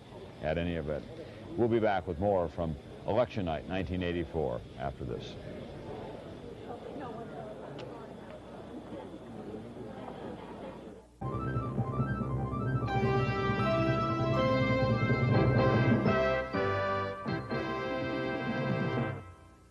Decision 84 election night continues. Sponsored by Ford and your Ford dealer. Have you driven a Ford lately? And by AT&T. We're reaching out in new directions. Now from the NBC News Election Center in New York, here is Tom Brokaw. Good evening. I'm here with John Chancellor and Roger Mudd, and the map behind me tells the story from sea to shining sea, with the exception of Minnesota and Massachusetts and the District of Columbia. It is Ronald Reagan country tonight in this presidential contest. The people who work with him are already talking about a mandate. Well, we'll have to wait and see on that because we don't know the shape of the Congress finally. 57% of the precincts nationwide have been counted now, and as you can see, the president has a lead of 18 points. Vice President Bush and President Reagan leading Mondale and Ferraro by 18 points, with more than half of the precincts having been counted nationwide. That adds up to an electoral college landslide tonight, as well as a popular landslide if it stays at that. We can already tell you what's happened in the electoral college. It's going to be enormous. 270 required. The president has 505 electoral college votes at this time. Here are some other electoral college landslides from history. John Chancellor pointed out to us a few moments ago that Alf Landon got 8 votes when he ran against FDR for his second term in 1936. Franklin Roosevelt, he ended up with 523 electoral votes, and Alf Landon received only 8. In 1964, it was Lyndon Johnson against Barry Goldwater, another landslide win. Goldwater ending up with 52 electoral votes. 1972, Richard Nixon and George McGovern. George McGovern getting 17 electoral votes, those from the District of Columbia and the state of Massachusetts. His only victories on that night, Richard Nixon 520. 4 years ago, Ronald Reagan won an electoral college landslide. He received 489 that night. Jimmy Carter won 6 states and 49 electoral votes. It seems unlikely tonight that Walter Mondale will do that well. In fact, he cannot. If he wins Minnesota and Massachusetts, he cannot get up to the Carter total of 4 years ago. So that's where that stands. It's an enormous win for President Reagan tonight. 70% of the precincts have now been counted in Massachusetts. As you can see, we have virtually a dead heat there, about 5,000 votes separating them out of 1,500,000 that have been cast so far. And in Mondale's home state of Minnesota, more than a quarter of the precincts have been counted. Mondale counting on a win in his home state. He said the state has never turned him down, and he doesn't expect it to tonight. He now has a lead there, as you can see, of 57-43 over the ticket of Ronald Reagan and George Bush. The president went into Minnesota in the final hours of the campaign, stopping off in Rochester, Minnesota on Saturday, and held even a mini news conference. Some people thought that the Gipper was trying to run up the score, as they put it, and he said, no, the Gipper just believes in playing until the final bell has been sounded. So those are the numbers, and they are impressive for President Reagan tonight at this hour, as he has now won virtually every state. We still have Alaska and Hawaii and Minnesota and Massachusetts outstanding. We'll have to wait and see what happens with them. Roger, do you have some congressional races and results for us? Well, we ought to just check in with the one holding Senate race, and that's Illinois, a very critical one for the Republican Party. Let's take a look at Illinois' popular vote. 56% of those precincts in, and Paul Simon, the Democrat, the downstate congressman, holding on to a 53%, 46% lead over Charles Percy. This is the first time Senator Percy has faced a downstate Democrat, and that has upset the normal base of power that Senator Percy employs, because not only does the Democrat pick up strength around Chicago and Cook County from the machine, but he also gets the downstate vote from the Democrats. For instance, Paul Simon is running 33 points ahead of Charles Percy in Chicago and Cook County, and 10 percentage points ahead in the South. Senator Percy is leading Simon in the suburbs by 16% and in the northwest part of the state by 11. So with that many precincts in, Paul Simon is maintaining his lead. That's a very critical race, and the outcome will determine who takes over the new chairmanship of the Foreign Relations Committee. So let's take a look at how the United States Senate will look in 1985. The new composition of the Senate: 52 Republican seats, 45 Democratic seats. To be decided 3. To be decided 3. So we would have a pickup possibly of 2 Democratic seats. Let's take a look now at the composition of the new House of Representatives in the 99th Congress. The new House: 250 Democratic seats, 185 Republican seats. And that's a rough cut, a rough look at the new House, and that's a Republican pickup of 17 seats. That was our estimate several hours ago, Tom. That may drop. There are indications that the Republicans will not pick up all 17, but we're still waiting for a more careful and refined look at that. But in any event, the Democrats got the minimum of what they hoped. I think probably 1 or 2 seats. I think that's the best they'll get. And the Republicans didn't get as much as they'd hoped. If they hold them to 17, that will be a pretty big victory for the Democrats tonight, because they were really sweating out whether they would go 20, 25. For a time, some of the people in the Reagan campaign were talking about a 30-seat win in the House of Representatives. And with the proportions of this landslide, you would have thought, I mean, I was prepared to not to be very shocked by a 25 or 30 point seat pickup by the Republicans. Roger, what happens, though, when a member of the House of Representatives gets back to Washington, elected as a Democrat, maybe even a mainstream moderate Democrat, and looks at what has happened in the rest of the country? Does he or she take a dive and have to go along with the president's program? Well, they do what they did back in 1981 when Ronald Reagan came in with a major landslide. They trim their sails. They sign on to the balanced budget amendment. They sign on to the school prayer amendment. That they may do that. Right. Are you predicting they may do that this time? I'm not predicting that they would do that this time with an open White House coming up. I don't think they will, with an open White House coming and with a lame duck president and without large numbers that were brought in by Reagan. But just remember, House members are up again in 2 years. Let me tell you about some small numbers. Look what's going on in the state of Vermont tonight. This is a real race right to the wire. We have almost 3/4 of the precincts reporting in, and we have 202 votes separating the candidates for governor, John Easton, who's the attorney general there, and Madeline Kunin, who is the running to become the first woman governor of Vermont in that state's history. 202 votes. It is virtually a dead heat. We probably will not be able to project in Vermont before the end of the evening, but we'll certainly keep you posted on that race. And we'll have more on Election Night 1984 from NBC News Election Headquarters right after this.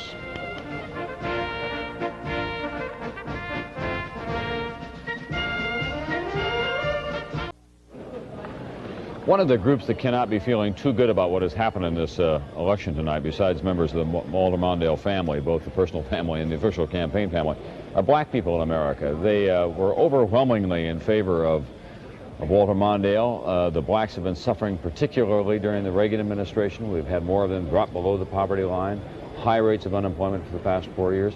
What do our polls show tonight, John, about black voters and what they have to say about all this? You know, it's the country's largest minority group. They constitute about 12% of the population. Mm-hmm. And what we see is what could easily translate into a lot of anger. The blacks are giving 9% of their vote to Ronald Reagan as of now, as opposed to about 7% 4 years ago. But when we asked the general population today, are you better off now than you were 4 years ago, 48% of the whites said they are better off than they were, and that's a very important component. But look at the blacks. Only 11% said that they're better off now. Most voters today accepted the argument that the Reagan policies helped the economic recovery. And when we put that question to the voters, 58% of the whites said yes, the Reagan policy did help it, but only 12% of the blacks expressed any confidence that the Reagan policy helped the economy. And what we find is a great division of opinion on the fairness of the Reagan administration. Again, a poll question. Is the Reagan administration fair to the poor and to other groups? We found today that 50% of the whites said yes, the administration is fair, and a tiny percentage, something like 7 or 8% of the blacks thought that the administration was fair. So they feel worse off. They don't think the administration's policies have helped the economy. They do not judge fairness at all. What you get the picture, Tom, of two American electorates, one black and one white, two entirely different views of the United States as reflected in these poll figures. When I was talking to Jesse Jackson earlier, I didn't have an opportunity to ask him the question I think that is really ultimately the most important one. What can the blacks do to make some kind of an accommodation with the Reagan administration to get their case across, to make some kind of a political deal so that they don't feel that they are, in fact, left only at the bottom of the barrel for the next 4 years? Something is going to have to be done. I don't know whether anything can be done. I don't know how you do that, because I'm not saying that the Reagan administration has a good reputation with black Americans. It doesn't. But the fact is that the goals of the second Reagan term, as we've seen them outlined here tonight, do not single out black people. They are going to see to it that social programs don't grow. The blacks are heavily dependent on social programs, along with a lot of white poor people as well. More white poor people than black poor people. More white poor people than black poor people in many categories, but the fact is that I don't think the Reagan administration is anti-black. I just think that the development of American policy endorsed by the voters today in great numbers is going to make life hard for the poor people in this country, including black. Well, someone who can talk about that is in Atlanta tonight with NBC News correspondent Dennis Murphy at a big NAACP Get Out the Vote party there, and that is State Senator Julian Bond, whom I've known from my Atlanta days. Good evening. Hello, Tom. They're tearing down the bandstand here at the Civic Center. It was a good party, good music, a good crowd. There was a big get-out-the-vote turnout all over the South. Senator, you said you're depressed tonight. What happened to this party? Where did the white Southern vote go? Well, it obviously went with President Reagan. It turned its back on that section of the black population, which has provided about 20% of the vote for national Democratic candidates, and in the South, a good third of the vote for the Democratic candidates who've been mayors, governors, U.S. senators, elected to public office on the Democratic ticket. This election means that black Democrats have to renegotiate their relationship with Southern white Democrats. Obviously, while we've been voting for them, they've been thinking about voting for something else, and they did that tonight. A minute ago, Tom just mentioned coming to some kind of accommodation with the Reagan administration in the second term. How do you do it? How do you keep your issues alive in the second term? Well, it's difficult to do. You know, black leadership has tried to do it over the past 4 years, and we've been told that the Reagan administration is helping us in great measure. While we've seen our infant mortality rate go up, we've seen the administration try to defeat the Voting Rights Act, we've seen them gut the Civil Rights Commission, we've seen them crush us in every possible way, and yet they tell us that we simply don't understand them. We've tried as best we can, and I use that in a large sense, to meet with them, to work with them, and generally they've said to him, we're not interested in you, so I don't know if we can do it over the next 4 years. If not, we're going to be in some awful bad shape. Senator, I talked to two prominent black Atlantans today who both said almost the same thing. They talked about what they felt was white selfishness, that whites had somehow abandoned blacks and black issues in the last decade. Well, not just blacks, but they've abandoned a sizable minority in white America that are really in bad shape and have been in bad shape. They've turned their back on us, and they've turned their back on them. What's going to happen, I don't know. Thank you. State Senator Julian Bond. Tom? Dennis Murphy and Julian Bond, thanks very much for being with us from Atlanta tonight. Incidentally, momentarily, or before too long at any rate, we expect to hear from President Reagan in California. He said that he would not appear tonight until the polls in California had closed, and they have now closed in California. He has certainly wrapped up this election. As you can see in the map behind me, he has won virtually all of the states that we have been able to show you, except Massachusetts, Minnesota, Hawaii, and Alaska still to come in. At any rate, we expect to hear from President Reagan. We'll have still more returns for you after this.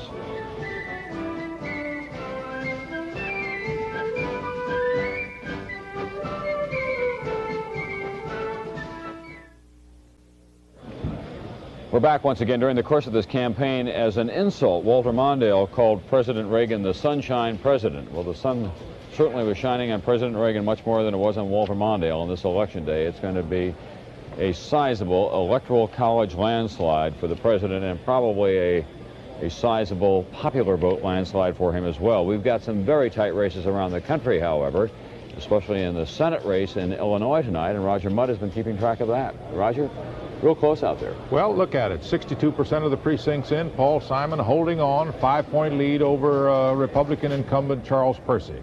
That's a very close race, and Simon's great strength is coming out of Chicago and Cook County, plus his natural strength downstate in Illinois, which was his old congressional district. At the Simon headquarters in Chicago is NBC correspondent Jim Cummins. How are you, Jim? Just fine, Roger. Give us a quick one. Give us a quick briefing on what's going on. Very quickly here, the crowd is building up very large, and the optimism is growing just about as fast. As you said, this is a race that's going to be decided downstate. Simon is a downstate congressman, a 5-term congressman. His aides say he's done better than expected in Chicago, about as well as expected in the suburbs, but much better than expected downstate so far, and that's what we're waiting for now, is those returns to come in from downstate. His aides are confident of victory. They're predicting about a 2-point victory for Simon right now. Much more confident than they were a couple of hours ago. Back to you, Roger. Well, let me pick up one question. Why is Senator Percy having such a struggle?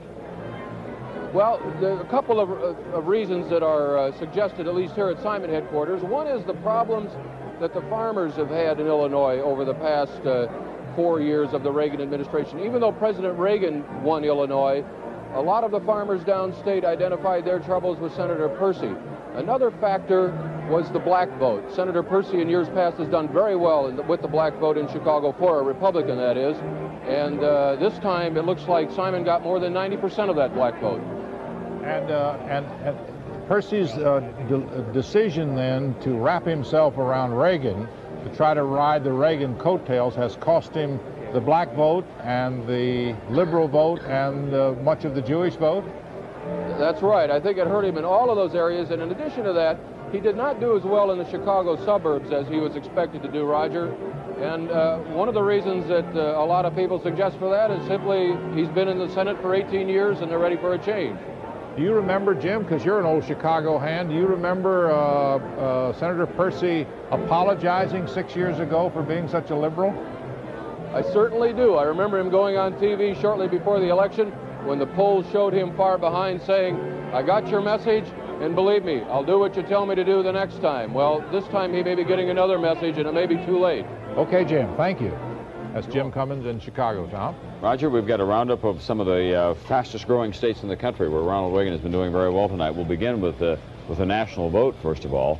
As you can see, we're now approaching 2/3 of the precincts reporting in, and Ronald Reagan is back to an 18-point lead over Walter Mondale. And here's what's happening in some of those states in the Sun Belt, so-called, where the population is growing at a very rapid clip. In Nevada, for example, 15% of the precincts are in. Big lead for Ronald Reagan and George Bush, almost 50 points there. And Nevada is expected to increase its population by 140% by the year 2000. Wyoming, another big win for Ronald Reagan tonight.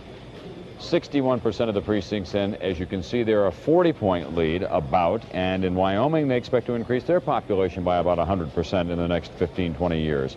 Arizona, nearly 20% of the precincts in, a 20-point lead for the president. And in Arizona, they expect to double their population. Florida, 80% of the precincts in Florida. The president with a lead there of about 20 points altogether. Florida is one of the fastest growing states in the country, and so is the state of Colorado, where tonight Ronald Reagan is doing extremely well, too. So whether this is a one-man race or whether it's a whole new base for the Republican Party, because the electoral votes are shifting to that part of the world, and that's good news for Republicans as they get ready to run for national office, of course. They have shifted the base from the Northeast and the South to their part of the turf, which is the Sun Belt and the Southwest. That's where the election stands at this time.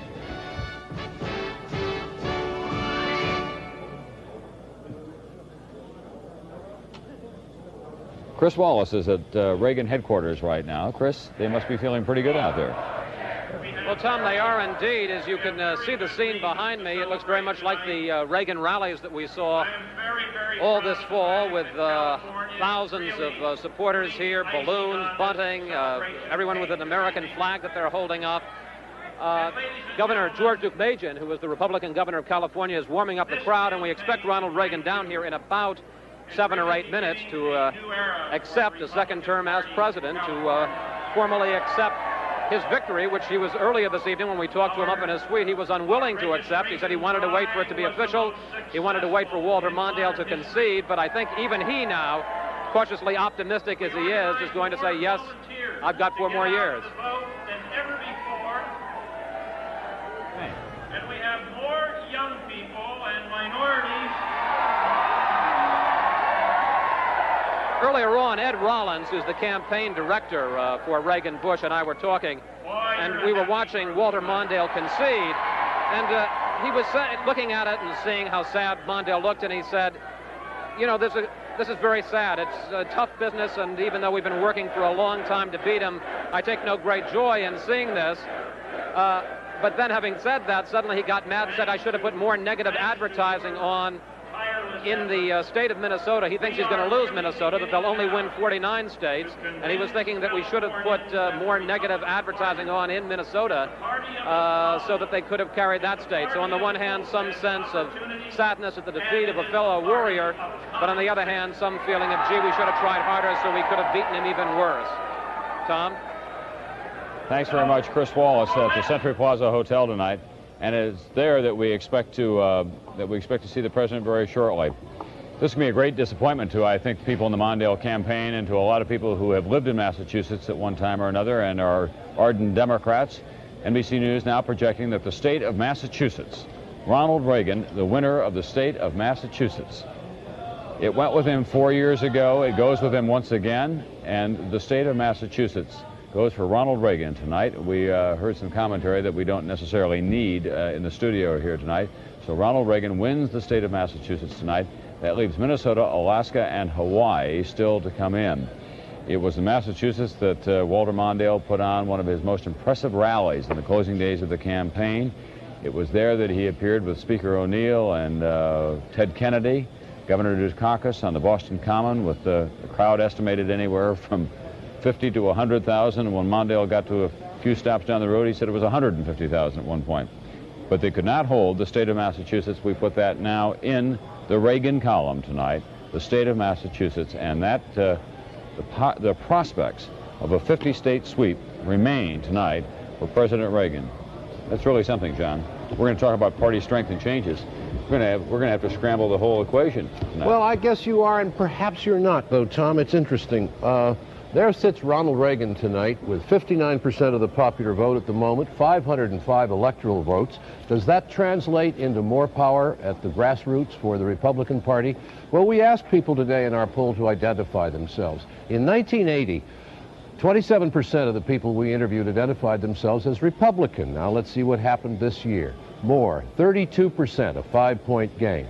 That's not bad. That's a serious increase in party strength. And what happened to the Democrats while that was going on?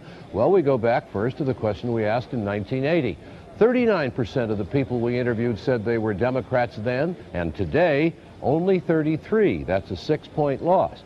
What that means is that in the Reagan 4 years, the Democrats began them with a 12-point spread, and they ended up just about even with the Republicans. But that doesn't necessarily mean that the Democrats are in serious trouble around the country. They're not. As Roger Mudd has reported, they're strong and will continue to be strong in the House of Representatives controlling it. They will be strong in the U.S. Senate. They have about 60% of all the governorships in the country, the 50 state governors. They have 70% plus of all the state legislatures in the United States. And in terms of city governments, municipal governments, the Democrats control 60% of them at least. So what you have here is, Tom, you have the American people doing what they've done so many times before, hedging their bets, casting a presidential vote for one party, and as we see on the map back there, and then hedging the bet and casting a congressional or gubernatorial vote for the other party. Well, there's some very interesting ticket splitting that goes on around the country. You take a state like Kansas, it's got a Democratic governor, John, a guy who's taking on the problems of that state, and yet Kansas has been voting for Republican presidential candidates since 1936. Arizona, the same case. New Mexico, the same case. Colorado, with Dick Lamb out there as the Democratic governor, and yet Colorado going with the Republican. The Democrats don't win a lot of presidential elections anymore, yet in the last 51 years, the Republicans have only controlled the House of Representatives for 4 years out of half a century. So that there is a balancing that goes on in the electorate that's very interesting in the United States. That's it's very interesting what is happening this time, because this president is going to sweep the country, and yet there are pockets of considerable Democratic strength that remain out there, and not the sweep in the House that you indicated. We'll be back. We expect to hear from President Reagan momentarily at the Century Plaza Hotel in Los Angeles, a big night of celebrating for him. He is 73 years old, about to enter his second term as President of the United States.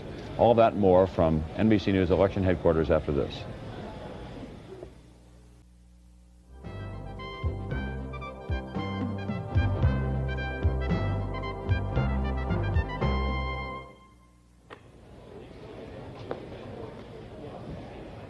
Good evening once again from the NBC News Election Headquarters in New York, and the night belongs to Ronald Reagan in the presidential race. There you see him entering the ballroom at the Century Plaza Hotel with his wife Nancy, who suffered a nasty bump earlier in this week, but she seems to be okay now. She joins the president at the podium at that hotel in West Los Angeles. The familiar flags that were so prevalent in both campaigns. That's young Ron Reagan and Maureen Reagan and her husband to her right there, and Patty and her husband to his right up on the stage. Triumphant moment for the Reagan family.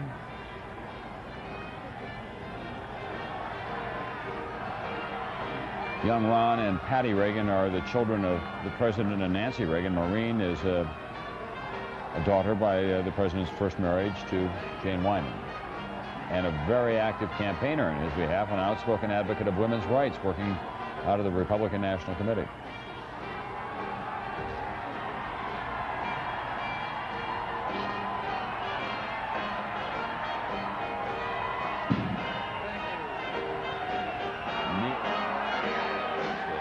The president's older brother, very successful advertising man in Southern California.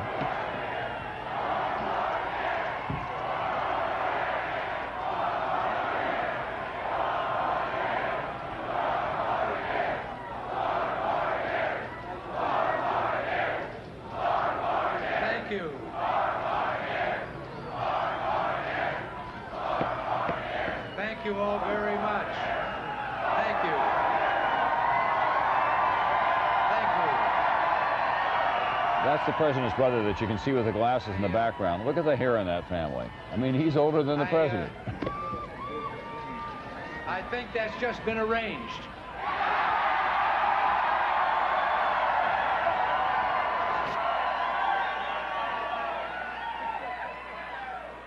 Well, thank you all very much. It seems we did this 4 years ago, and let me just say, well, you know, good habits are hard to break.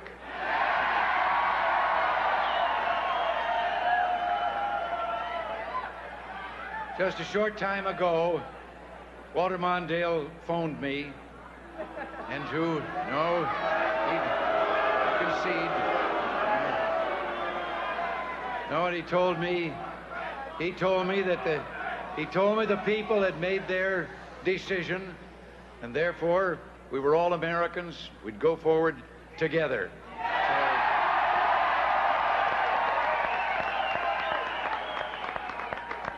But Nancy and I would like to express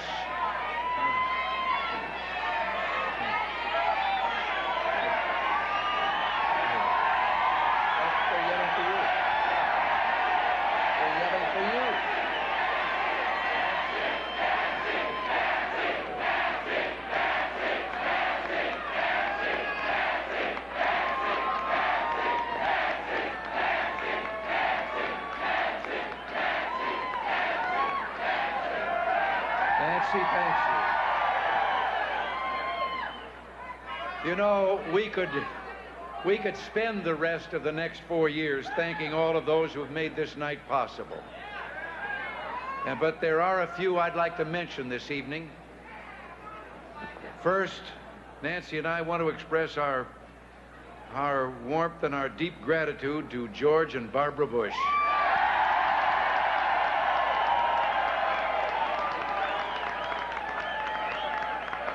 And George, yes.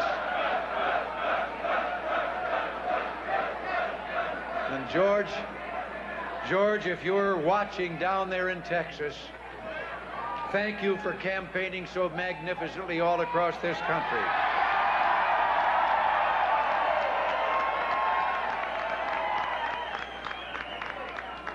And believe me, I'm very proud to have you as my partner for this next term. As far as I'm concerned, there has never been a finer vice president. And a thank you, too, to Paul Laxalt, our campaign chairman. Paul is in Washington, and I understand he's there watching in a room like this with people like yourself who are there for the same reason. And there is no better personal friend than I've ever had, and there's no better ally to have at your side when you're in a campaign. And Paul, we're grateful for all that you've done over the years. And all of you there in the Shoreham Hotel ballroom, a deep thanks for all that you have done.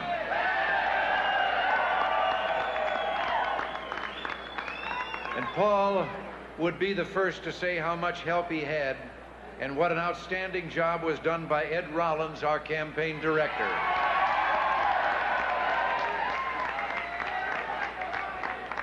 And Ed, please know how grateful I am for the way you put together the finest campaign organization, I think, in the history of American politics.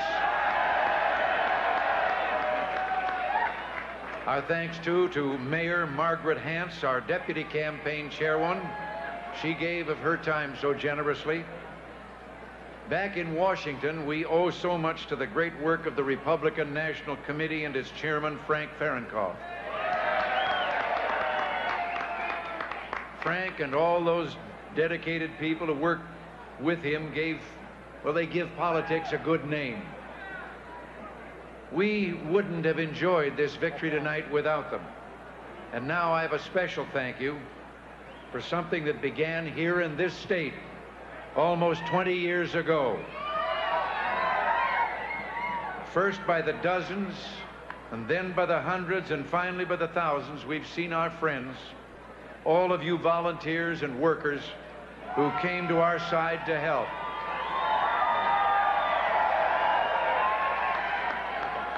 Thank you. From California, then across the United States, you have each given selflessly of yourselves.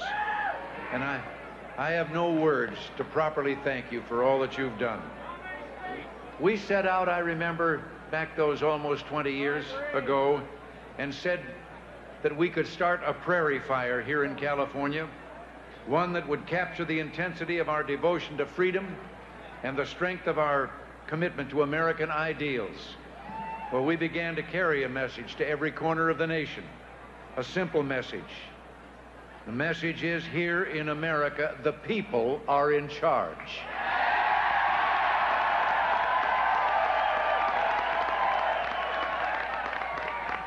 And that's really why we're here tonight.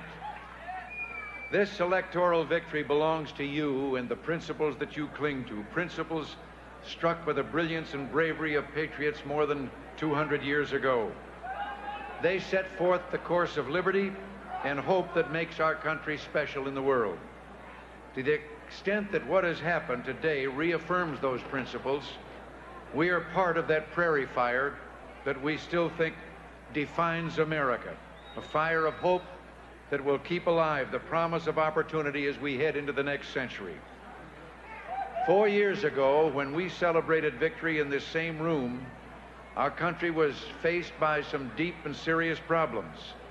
But instead of complaining together, we rolled up our sleeves and began working together.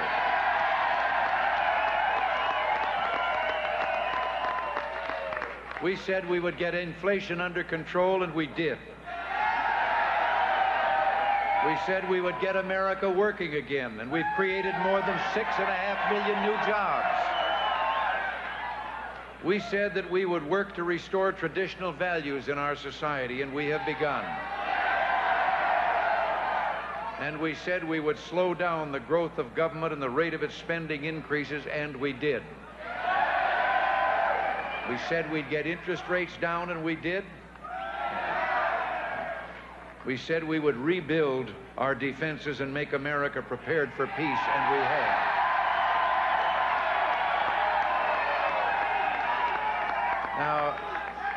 Now I wish I could take credit for this, but the credit belongs to the American people, to each of you.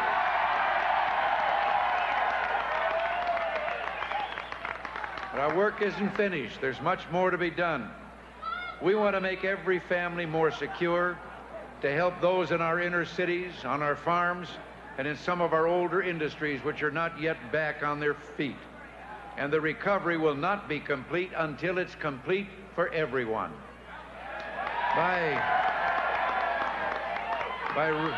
By rebuilding our strength, we can bring ourselves closer to the day when all nations can begin to reduce nuclear weapons and ultimately banish them from the earth entirely.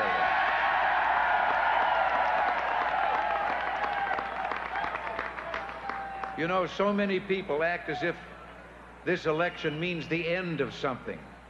But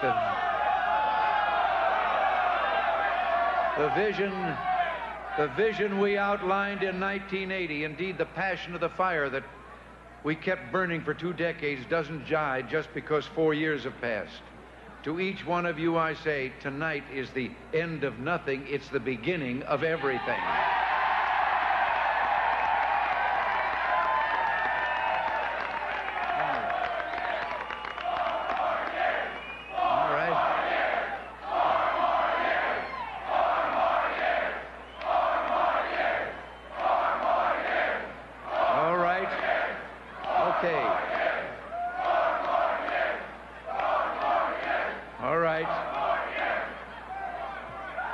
What we've done only prepares us for what we're going to do.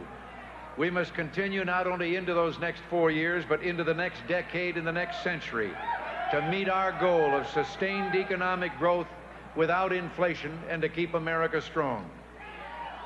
Our society is a society of unlimited opportunity which will reach out to every American and includes lifting the weak and nurturing the less fortunate. We've fought many years for our principles. Now we'll work to keep those principles in practice. That's what we have to leave to our children and to their children, and they are what this campaign was all about.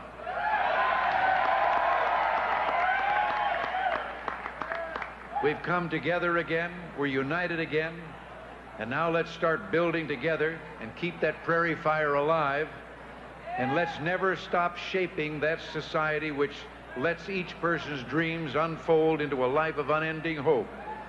America's best days lie ahead. And you know, you forgive me, I'm gonna do it just one more time. You ain't seen nothing yet. God bless you. Thank you all very much.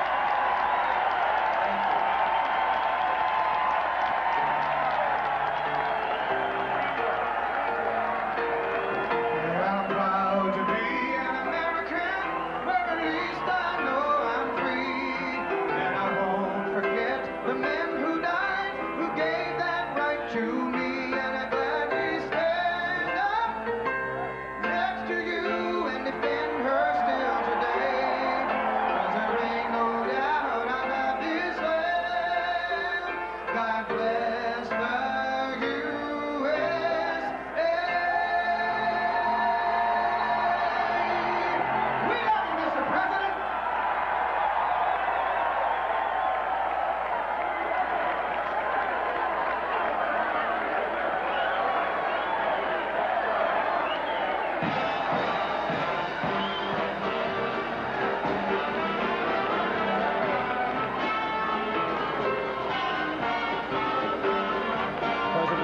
family assembled on the stage there, and John Chancellor pointed out a few moments ago, it was a speech like a man running behind in the polls. He was still campaigning. Well, he was campaigning when he accepted the nomination of his party in Dallas. He's been campaigning. He's a terrific, unstoppable campaigner. There was some speculation on the part of a couple of people that Mondale would have a real shot this fall because Reagan would sit on his lead. Well, that didn't exactly happen. Lots of things that didn't happen. This is part of the standard Reagan campaign appearance now. A little silver confetti that comes down, the flags, the music, God Bless the USA, all the theme song. As far as spelling out what he's going to do in the second term, it really comes right down to that catchphrase that he's been using all along. You ain't seen nothing yet, but beyond that, not much in the way of specifics. The president having said earlier that peace and prosperity would be the top items on the agenda. You know, another one of the paradoxes of this election, Tom, is that the man we see there on the screen is enormously popular, as is demonstrated by 59% of the popular vote now. But the fact is that he hasn't brought a conservative tide to the United States. When we've asked the voters 4 years ago if they thought they were conservative, they gave us an answer, and that figure has not changed one bit in the 4 years of the first Reagan administration. So that while he is conservative, and more Americans now call themselves conservatives than liberals by a considerable margin, the country hasn't changed in terms of its view of itself, and the American voters' view of themselves. And so he has not produced a great Republican tide. What he has produced, it seems to me, is a great Reagan tide. Well, he has been a kind of spiritual political leader for the past 4 years, and it came to fruition tonight in this campaign in terms of what Ronald Reagan wanted for himself. Chris Wallace is down there in that crowd tonight. Chris, you've been traveling with these folks, poking away at them for the last several months now, trying to find out what, in fact, that they do have in mind.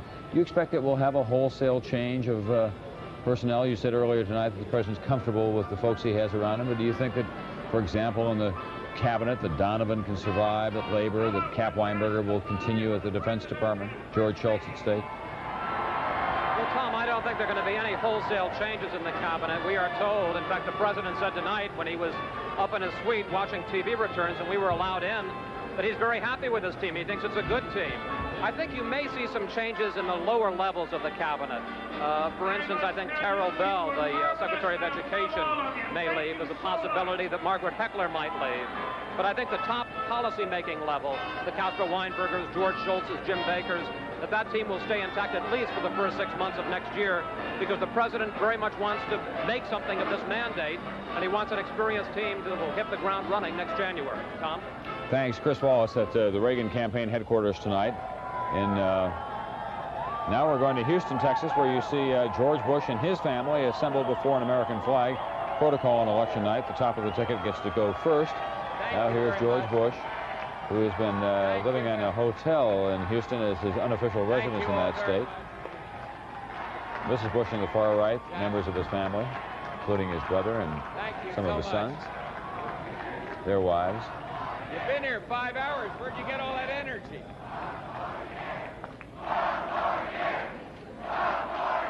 Thank you very much. You know, 4 years ago here in Houston, right here, 4 years ago, we celebrated a great victory, a new beginning. And I remember saying to many of you here tonight that with Ronald Reagan as president, our country would soon be on the road to economic recovery at home and to peace overseas. And that was the promise of the new beginning in 1980. And it's because that promise was kept that we're here again celebrating a magnificent victory in 1984. To our friends and neighbors here in Houston and across Texas and across this country, Barbara and I and the entire Bush family, thank you for the help you've given us, not just in this campaign, not just these past 4 years, but for all the years we worked together for community, state, and country. And to all the dedicated workers at the Reagan-Bush Committee in Texas and in Washington and all across this country, and the thousands of volunteers. This is your victory. You made it possible.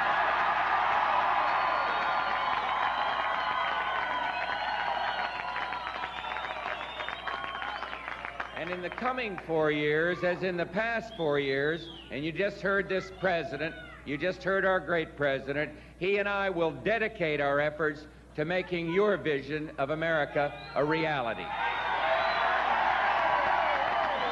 And to those who supported our opponents, let me say that we recognize the outcome of this election as a mandate to represent not just those who supported the Reagan-Bush ticket, but to represent all Americans. For in this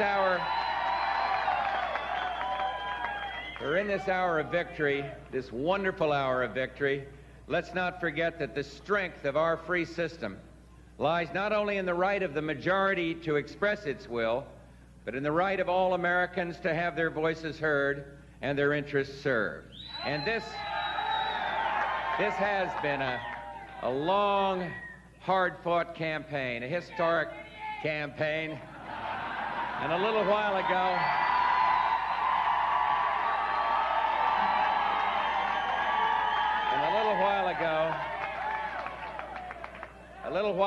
I had a most gracious phone call from Geraldine Ferraro. She campaigned hard.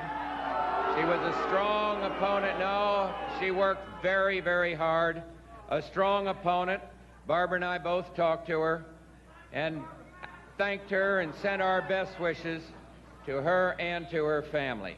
And now, in the great American tradition, after every election, let's come together as one people, united and indivisible, to share a common purpose, to realize the dream held by all Americans, regardless of party, the universal goal of peace and prosperity and opportunity for all. Thank you all, and God bless you. Thank you for this fantastic support. Thank you very much. Thank you very much.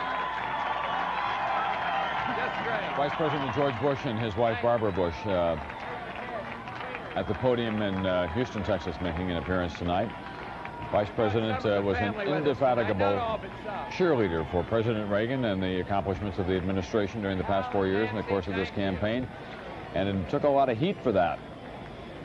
In the press, in editorials and cartoons, he was described by the Washington Post as the Cliff Barnes of American politics, the character in Dallas who's always coming up on the short end of a deal with JR and complaining about it. Gary Trudeau, the cartoonist in Doonesbury, had George Bush placing his manhood in a blind trust at one point in the course of the cartoons. Well, and George Bush said on television here the other day, in a jocular way, he said, I don't want to risk my manhood by answering this question. That's right. He picked up on it. He said he didn't read those cartoons as well. We'll be back with more on election night, 1984, but that's where the election stands at this time.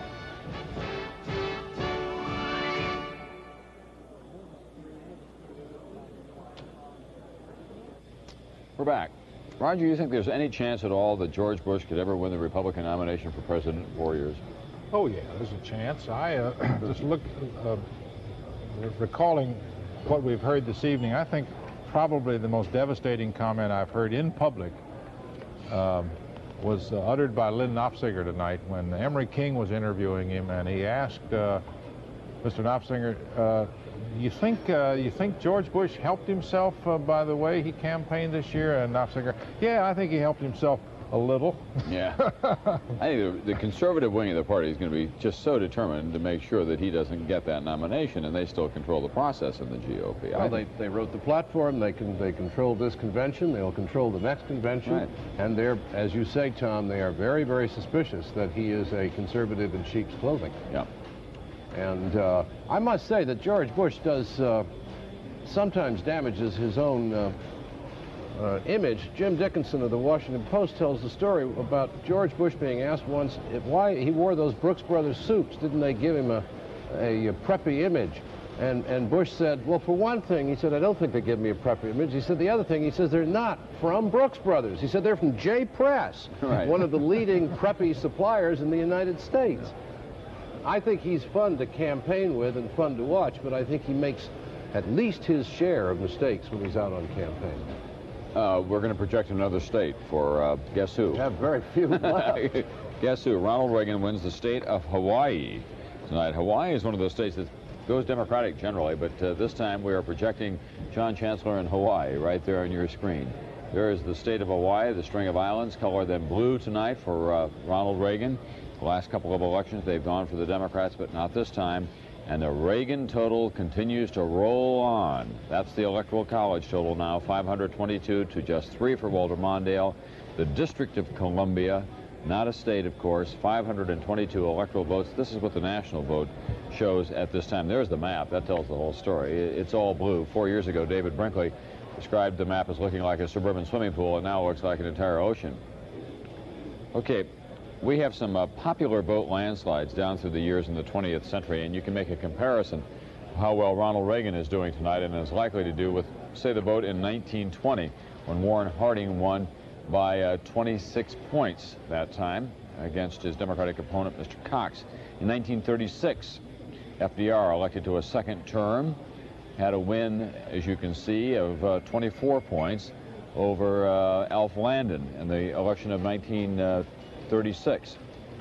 There was also a landslide in 1964 that many of you can remember. Lyndon Johnson winning 61% of the vote, slightly more than that, to Barry Goldwater's 39% of the vote. Actually, Goldwater had just over 38% of the vote. That was another huge win, an Electoral College landslide. 22 points in that one.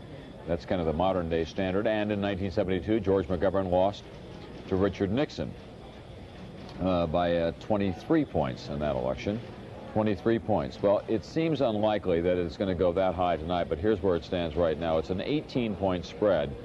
68%, 2/3 of the precincts have reported so far. So it could slide up to 20 points, but maybe not 21, 22.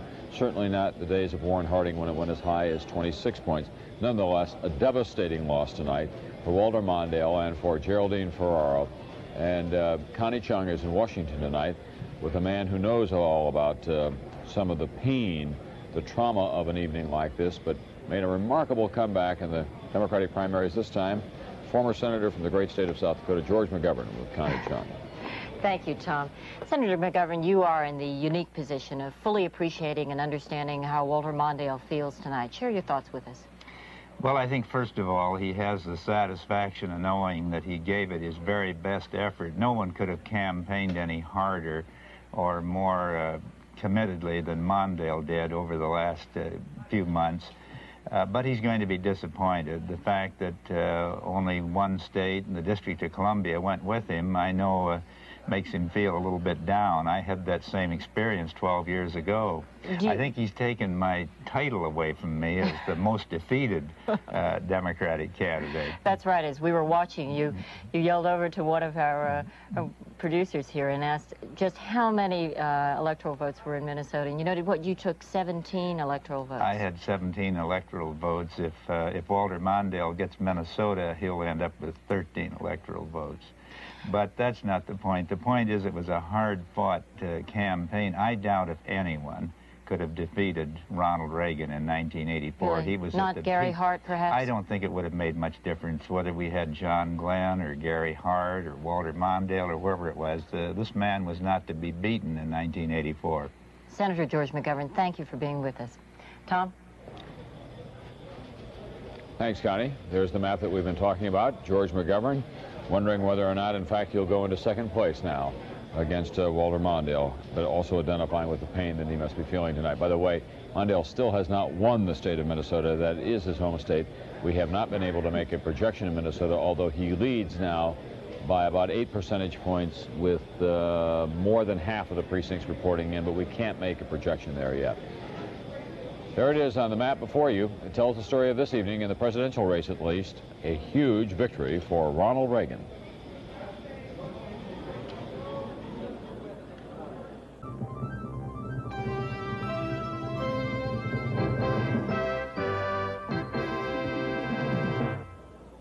Decision 84, Election Night, continues. Sponsored by Sun Company, where there's sun, there's energy. And by IBM. Now from the NBC News Election Center in New York, here is Tom Brokaw.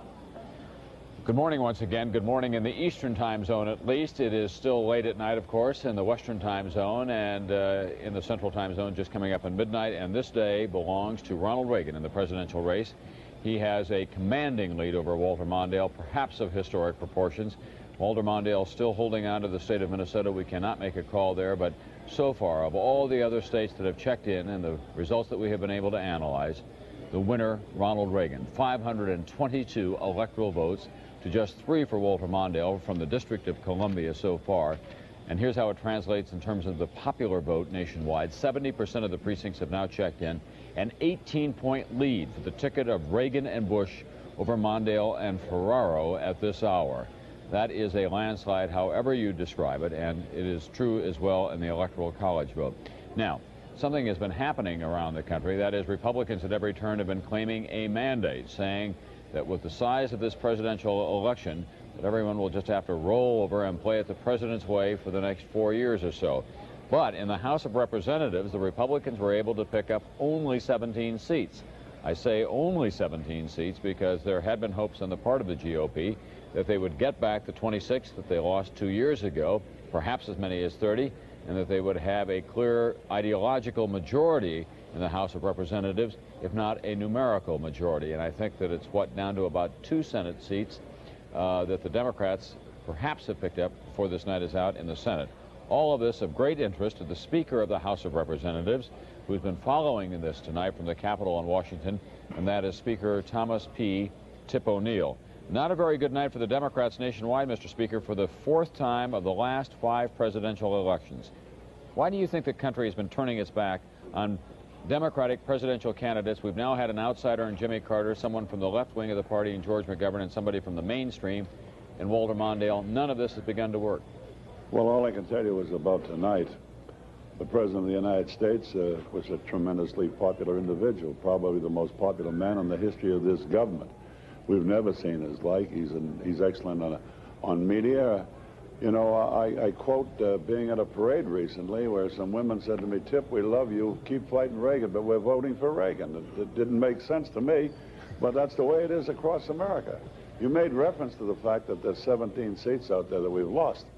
Well, at the present time, I have in my pocket what we have. We've lost 3 seats, and we've lost 5 open seats, and we've beaten about 4 Republicans. And as we analyze it right now, we won't lose more than 10 or 12 seats. So while it may be a mandate of the popularity of the President of the United States, the people certainly show they want both the Democratic House and the Democratic Senate to be a safety net against any wild ideas that the President of the United States may have out there about Social Security or cutting new taxes or putting in new taxes or things of that nature. Well, you heard the President tonight talk about cutting government waste and going back to the priorities of the first 4 years that he had in office. He's going to resubmit many of the items that he had in the budget, and he wants to get them cut. Do you think that we'll have gridlock for the next 2 years, that you'll be battling him right to a draw? No, as a matter of fact, we're going to be very decent, very fair with him. The Speaker of the House has the power of recognition and the power of bringing legislation to the floor. I can only bring that legislation to the floor if it's reported out of committee. If there's going to be a tax program, it's going to be the tax program of Ronald Reagan. If there's going to be the cutting of the COLAs for the veterans or veterans' pensions or Social Security benefits or anything of that nature, it's going to be the programs of the President.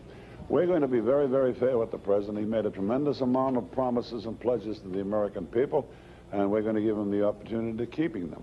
If there's to be a tax bill, Ronald Reagan is going to have to say to the American people, this is Ronald Reagan's tax bill. He's not going to hide behind the fact that a coalition of Democrats and Republicans put a bill out there over my dead body, and then I'm going to acquiesce at the last minute to save the government from stopping running or something of that nature. There's no question in my mind that the President is popular. Is there a mandate? There's a mandate that the President is extremely well liked in America.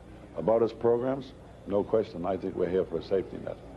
Mr. Speaker, this is Roger Mudd. Yes, Roger. How are you, sir? Pretty good, and you? Good. You mentioned a moment ago that you were going to stop any wild ideas the President might have. Right. Nothing drives the President up the wall so quickly as to hear you say that he's going to cut Social Security. You don't believe him, do you? No, I don't, to be perfectly truthful. But every he time said, again and again, I he said saw him on a speech and would hear him, I'd like to look right into his eyes and he'd say, Tip, you know I don't mean this while I'm saying it. Why don't you take him at his word? Well, I don't take him at his word because there's so many trial balloons around here. Dave Stockman said the big bucks are in Social Security, they're in veterans' pensions, they're in civilian employee pensions, and they're in the health programs. And I believe that they're going to go after those. Don Regan throws out a balloon, a feeler about where we're going tax-wise. We'll tax the unemployment compensation, the workman's compensation. We'll take away the tax deduction you get on real estate, on second mortgages, on the real estate tax that you pay at home, and the personal. There has to be a tax bill out there, but this tax bill that's going to come is going to be the President of the United States. Now, Don Regan isn't sending these things out. In Washington, you know, the walls have ears. We hear these things. They want to say, well, you knew about these things during the campaign because we had trial balloons out there. Mr. Speaker, a couple quick questions. Did you have an opponent today? I had a communist opponent. How'd you do, sir? Well, I think that she may have got 0.5%. So you're back in the House for one last term, is that right? One last term, yes, Roger. For the last couple of weeks, we've been hearing about some of the young Democrats who are angling to try to put a move on you. Have you heard about those moves? No, I haven't. And I hear everything that's going on up here.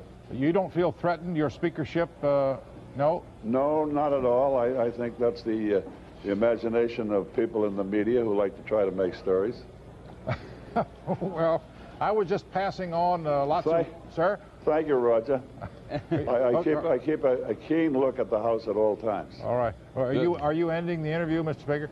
No, I'm willing to stay here as long as you want me to. Okay. The walls only have so many years, though, isn't that right, Mr. Right. Speaker? And not for that.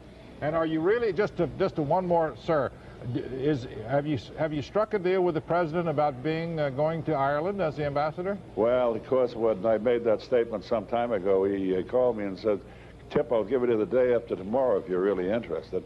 But if he sent you to Dublin, he wouldn't be hearing you complain about Social Security anymore, would he? No, it really upsets him when I complain like that, but I have to complain like that to keep him honest. Mr. Speaker, thanks very much for being with us tonight. Thank you. Okay, we'll look forward to the next couple of years. Fine. Okay, House Speaker Thomas P. Tip O'Neill, he made a last-minute appearance on behalf of Walter Mondale in Boston the other day, and yet Democrats lost the presidential race in the state of Massachusetts tonight. We're now well into the morning here in the East Coast, and the vote is beginning to finally wrap it all up. We are waiting only the returns from Minnesota so that we can make a call there, and also from the state of Alaska. We'll be back with more on Election Night 1984 right after this.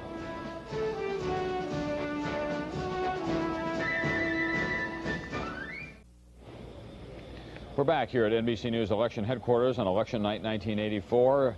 Ronald Reagan has long since wrapped up the presidential race, but there are some very tight races still going on around the country for governor and also for senator. We can always count on the state of Illinois to give us one of those suspenseful races, and it has done it again tonight. Senator Charles Percy, who is the incumbent Republican senator, with a very strong challenge from Mr. Simon. Roger?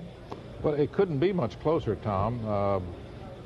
It could not be much closer. 75% of the precincts in, Simon 51%, Percy 48%. That's 3 1/3 million votes cast, and Simon's margin is only 100,000 votes. Mr. Simon, who is the downstate Democratic congressman, is doing well in Chicago and Cook County. He's got a 35-point lead over Percy. He's got a 7-point lead in downstate Illinois. Percy is doing well in the suburbs of Chicago, leading Simon by about 15 points. And he's doing fairly well in the northwest section of the state, leading by about 11 points.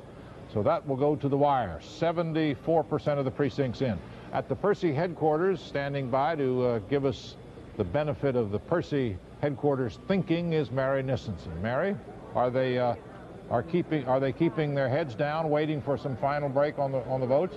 No, Roger. In fact, Senator Percy just came down a few moments ago, and he neither conceded defeat nor claimed victory. This is a very close race. And while the Percy people are saying they are optimistic, they have to be a little bit disappointed with what was happening downstate. Percy should have done much better there. They're trying to cover for that by saying that Percy did a little bit better in Chicago, where they expected him to do worse. If Percy does lose, Roger, I think there will be an important political lesson in this for many people. Percy, in a desperate move to win this election, sort of grabbed onto Reagan's coattails. He had been a liberal Republican when he started. He became much more conservative in this race. And there is a theory that he lost a lot of his black support, a lot of his Jewish support in doing that, but never gained the ultra-right wing of the Republican Party. So in that sense, he grabbed onto the coattails and perhaps just got dragged through the mud. M-U-D. That's right. All right. Absolutely. Well, you said, Mary, that they were disappointed they didn't do better downstate. Why did they think they do so well downstate when that's where Simon is from? Well, there is a theory in Illinois that traditionally a heavy downstate turnout will favor the Republican, that the farming population here has gone towards the Republicans. But the farming population has been very displeased with Percy lately, and they have been pushing more towards Simon. Simon's real appeal, despite his geographic origin, was to the more liberal Democrats, and of course they are centered in Chicago, Roger. What are Senator Percy's current relationships with the Republican establishment in Illinois? I'm talking about the old line, not the liberal lakefront group, but the basic mainstream Republicans in the state. Are they good or just distant? They are better than they used to be, and that's because during this election, Percy has tried to become a real Reagan supporter. But he can't win the most conservative element. His position on abortion, which is pro-choice, has alienated a lot of the more conservative Republicans. And there are those Republicans who look askance at Percy, who say, you weren't a real Republican, you weren't a real Reaganite. It's now only when you're really desperate to win that you join our camp. And so he isn't really as welcome in that camp as he would like to be. All right, Mary, thank you. We'll be keeping tabs on the race. What do you think, how much longer do you think it's going to be, by the way? I think this may be like the Stevenson-Thompson gubernatorial race of just a while back. I think it may not be until the wee hours of the morning that we know, Roger. Okay, Mary, thank you. Thank you. Our NBC News coverage will continue in a moment after these messages.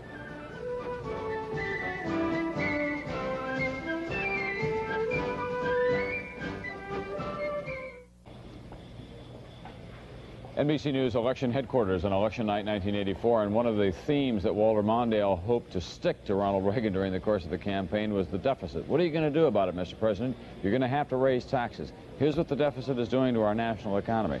Here's how the deficit is costing you. I've got charts, I've got maps. I'm going to talk about the deficit. The deficit seemed to go nowhere during the course of the campaign.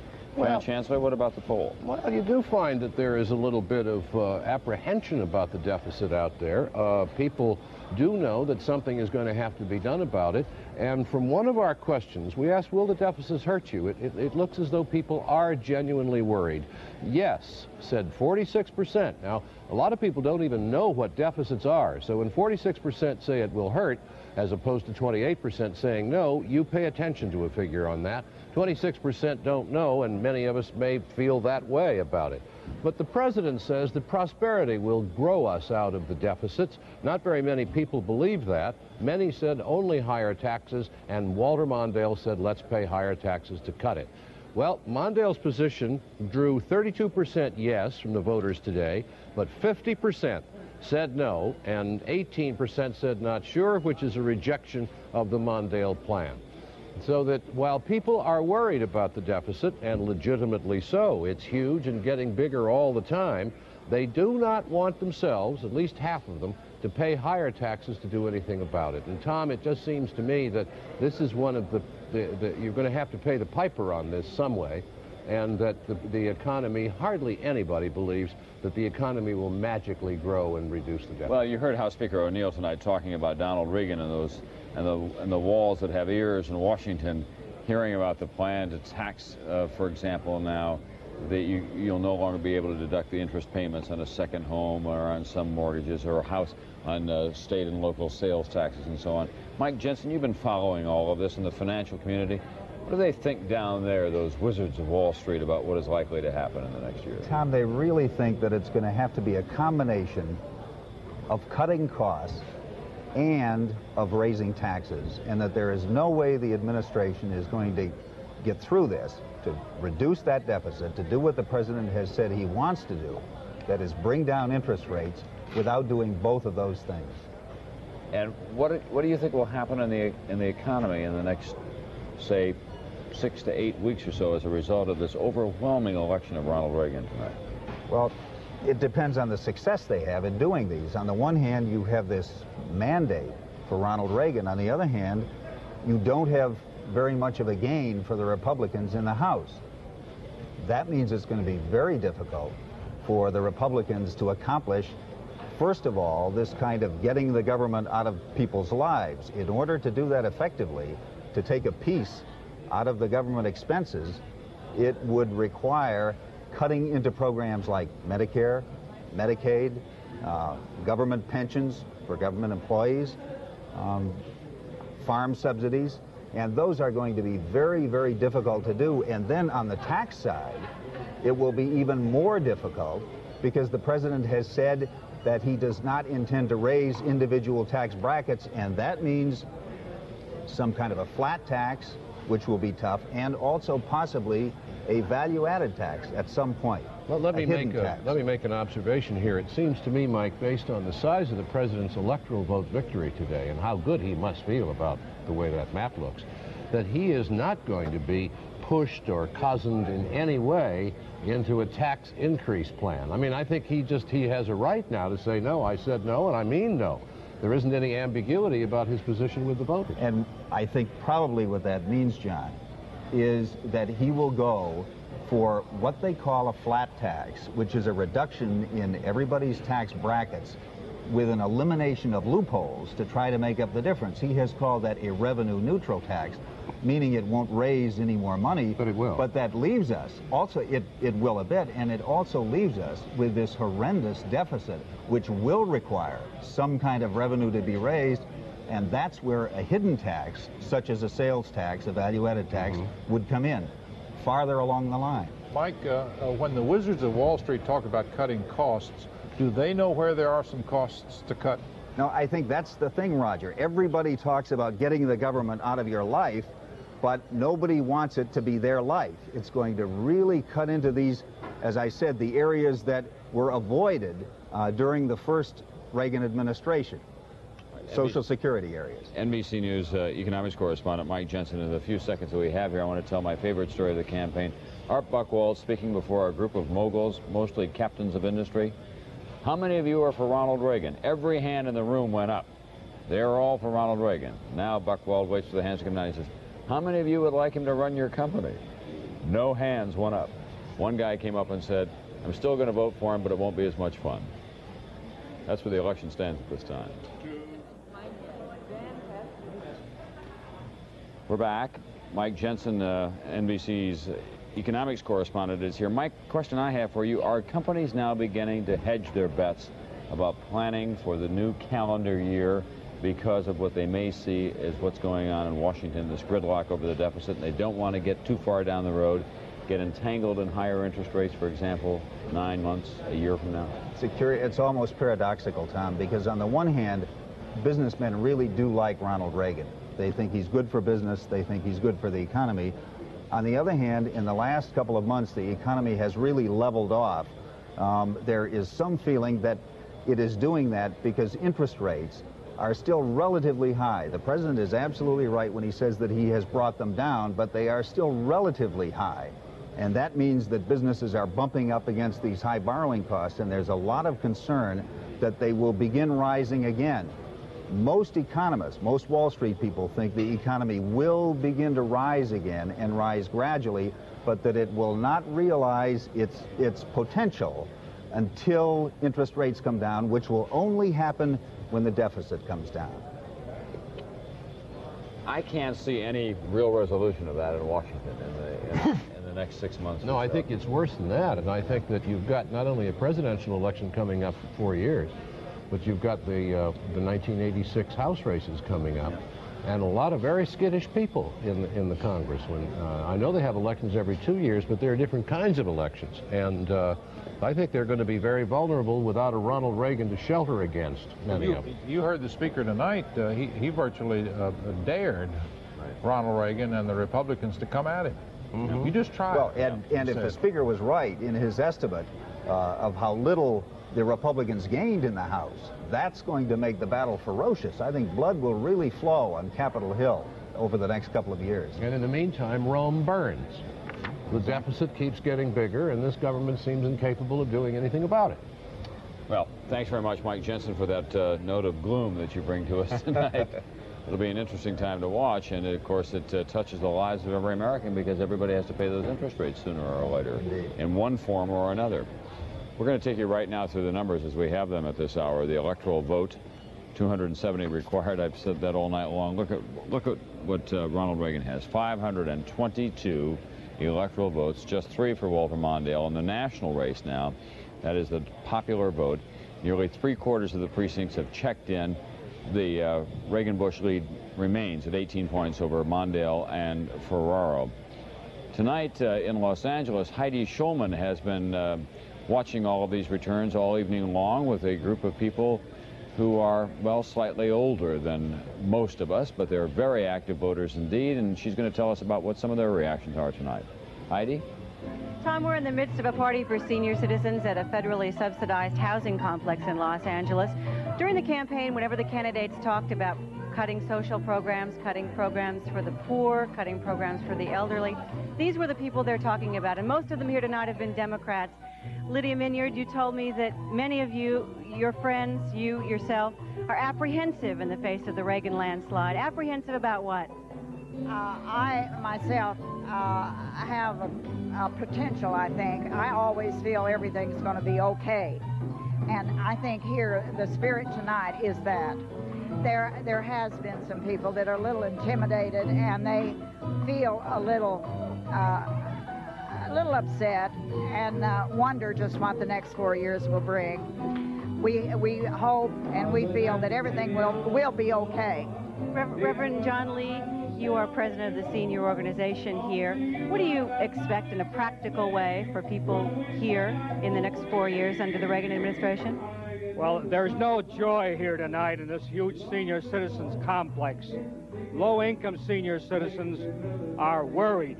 We're frightened because we know that the Reagan administration will attempt to cut back further on our Social Security benefits, that they will cut back on Medicare and Medicaid, and that they will do everything they possibly can to undermine the subsidized rental and public housing program. But the president said repeatedly during the campaign that he would not cut Social Security benefits, that he would indeed take care of the people who needed taking care of. Do you not trust that promise?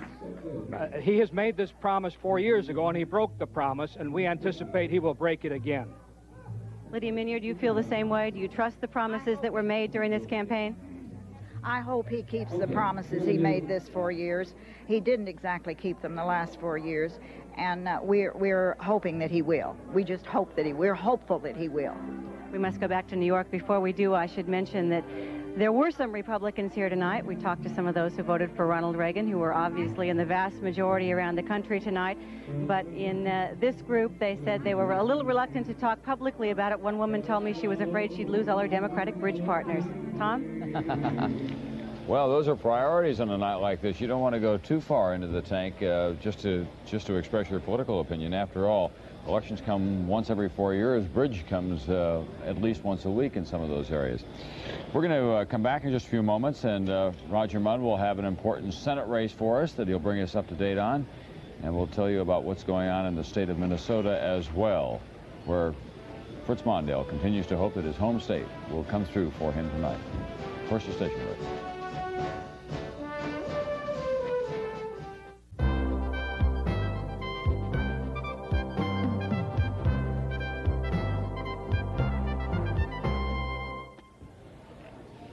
We're back. It's now 1:30 in the morning. It is the day after the election of Ronald Reagan to a second term as President of the United States. There are still a couple of very important and very close races outstanding. One in the United States Senate. Roger Mudd is now prepared to project a winner in it in Illinois. Roger? In Illinois, it is the Democrat Paul Simon, the projected winner in Illinois. Paul Simon defeating Charles Percy, the Republican chairman of the Senate Foreign Relations Committee, our projected winner in Illinois. The popular vote shows Paul Simon with a thin lead. These are 78% of the precincts in, 51%, 48%. And Simon did it by an enormous margin in Chicago and Cook County, about 37 points ahead of Percy in Chicago and Cook County, and by holding Percy to a lead of just 16% in the suburbs, and by neutralizing the downstate advantage. Simon did it by carrying about 90% of the black vote and by carrying about 2/3 of the liberal vote. So he put together a new and interesting coalition. So that will set off a round of musical chairs in the Senate, where Charles Percy is no longer the chairman of the Foreign Relations Committee. It's an open seat, and now we may have a lot of movement there. Roger, what does that do to the overall Senate numbers now? I'm behind on that.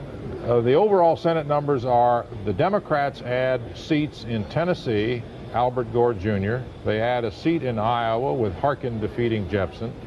They add a seat in Illinois with Simon defeating Percy. They lose a seat in Kentucky with Huddleston losing to Mitch McConnell. So it's a net Democratic gain of Massachusetts two. is a wash. That's right. That's Kerry for Sangas. So it's a net of two. A net gain of 2. So that's 53-47.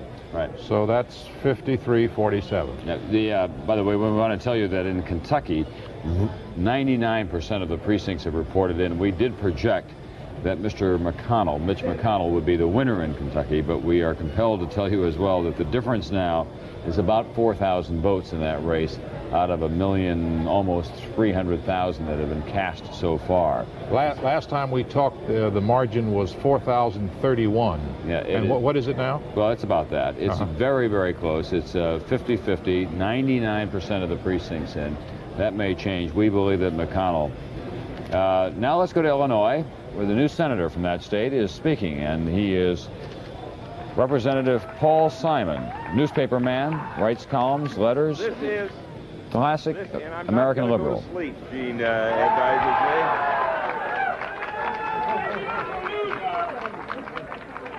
But this is a good time to also thank some other people. I mentioned Mike Madigan, Cal Sutger, our state chairman. Let me tell you that both Harold Washington and Ed Verdoliak could not have been better. They have been great.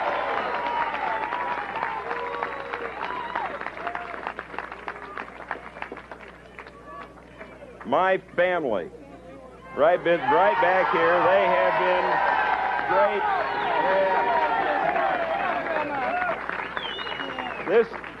I want you to meet him now. Mom, you come first here. All right, this is my mother.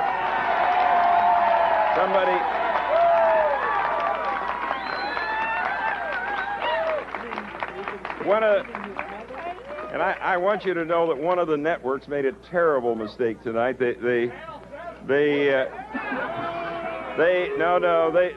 called my mother 85 years old. She's only 77, and I want you. She's been a great campaigner. Gene has been all over the state of Illinois. Paul Simon, we were just talking about Paul Simon. He's well known in Washington, where he's been serving in the House of Representatives. He's an old-fashioned Democratic liberal. He was once, we believe, the national chairman of the American Civil Liberties Union. He's a prolific writer of newsletters back home from his House office, and he was a newspaper man and a columnist. Self-taught. I think that he was not even a college graduate, but he got in the newspaper business early on. You know, Tom, in an age when politicians look all as though they've been stamped out of the same mold, he doesn't. He has a prairie look to him that is very familiar to me and very nice. I mean, there's an authentic prairie person. I saw him the morning after he won the Democratic nomination in Illinois earlier this year. We were both arriving at O'Hare at the same time, and we were coming through the security check at the same time. He looked like a guy who was going off to make some calls on an airplane somewhere in Des Moines, carrying his own bag, very friendly, and I've known him a long time. So Paul Simon tonight, representative from Illinois, now the senator from that state. And we'll be back with more on Election Night 84 after this.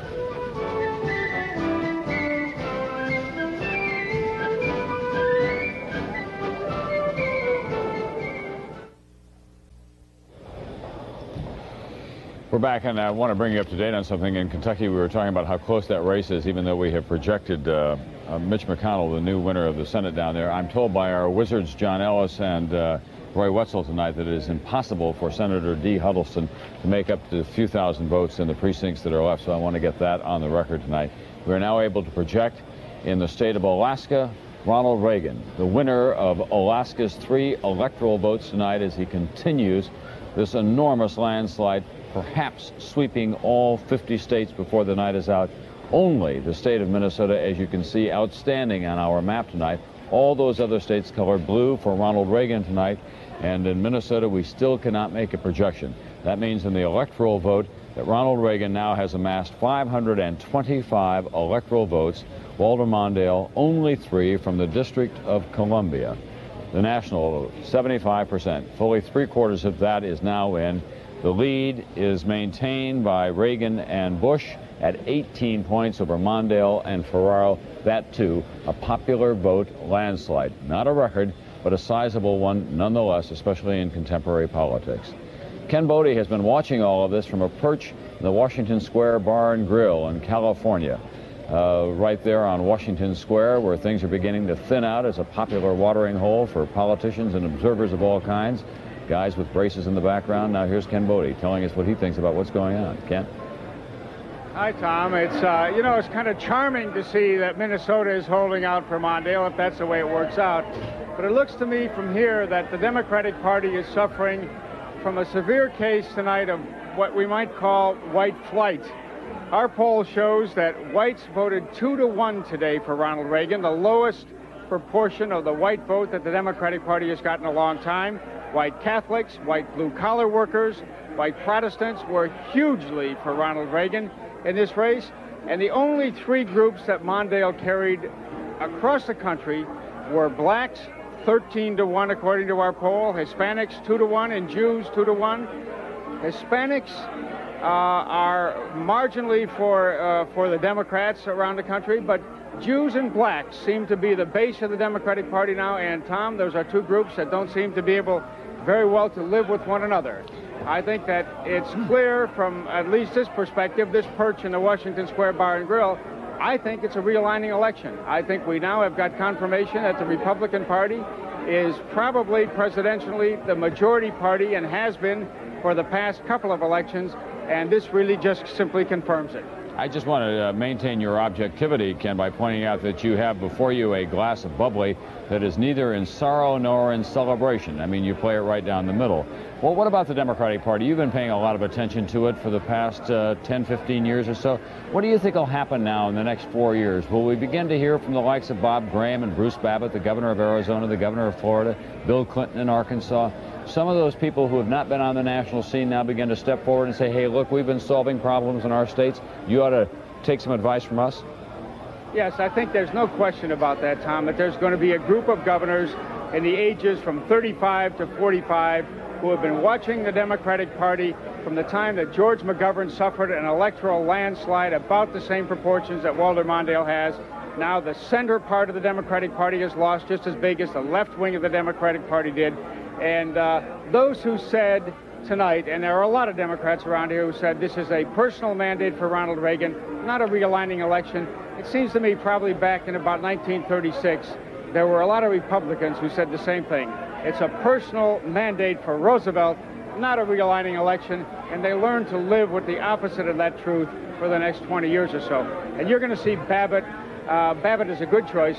Graham, Clinton, those fellas are going to be spending a lot of time reasserting themselves in the next couple of years. Yes, I think you're going to see it, Tom. We don't want to forget Governor Cuomo of New York, who was such a hit at the Democratic Convention as well, and in that very same city where you are, San Francisco, and in fact sat in that same bar after playing in a softball game.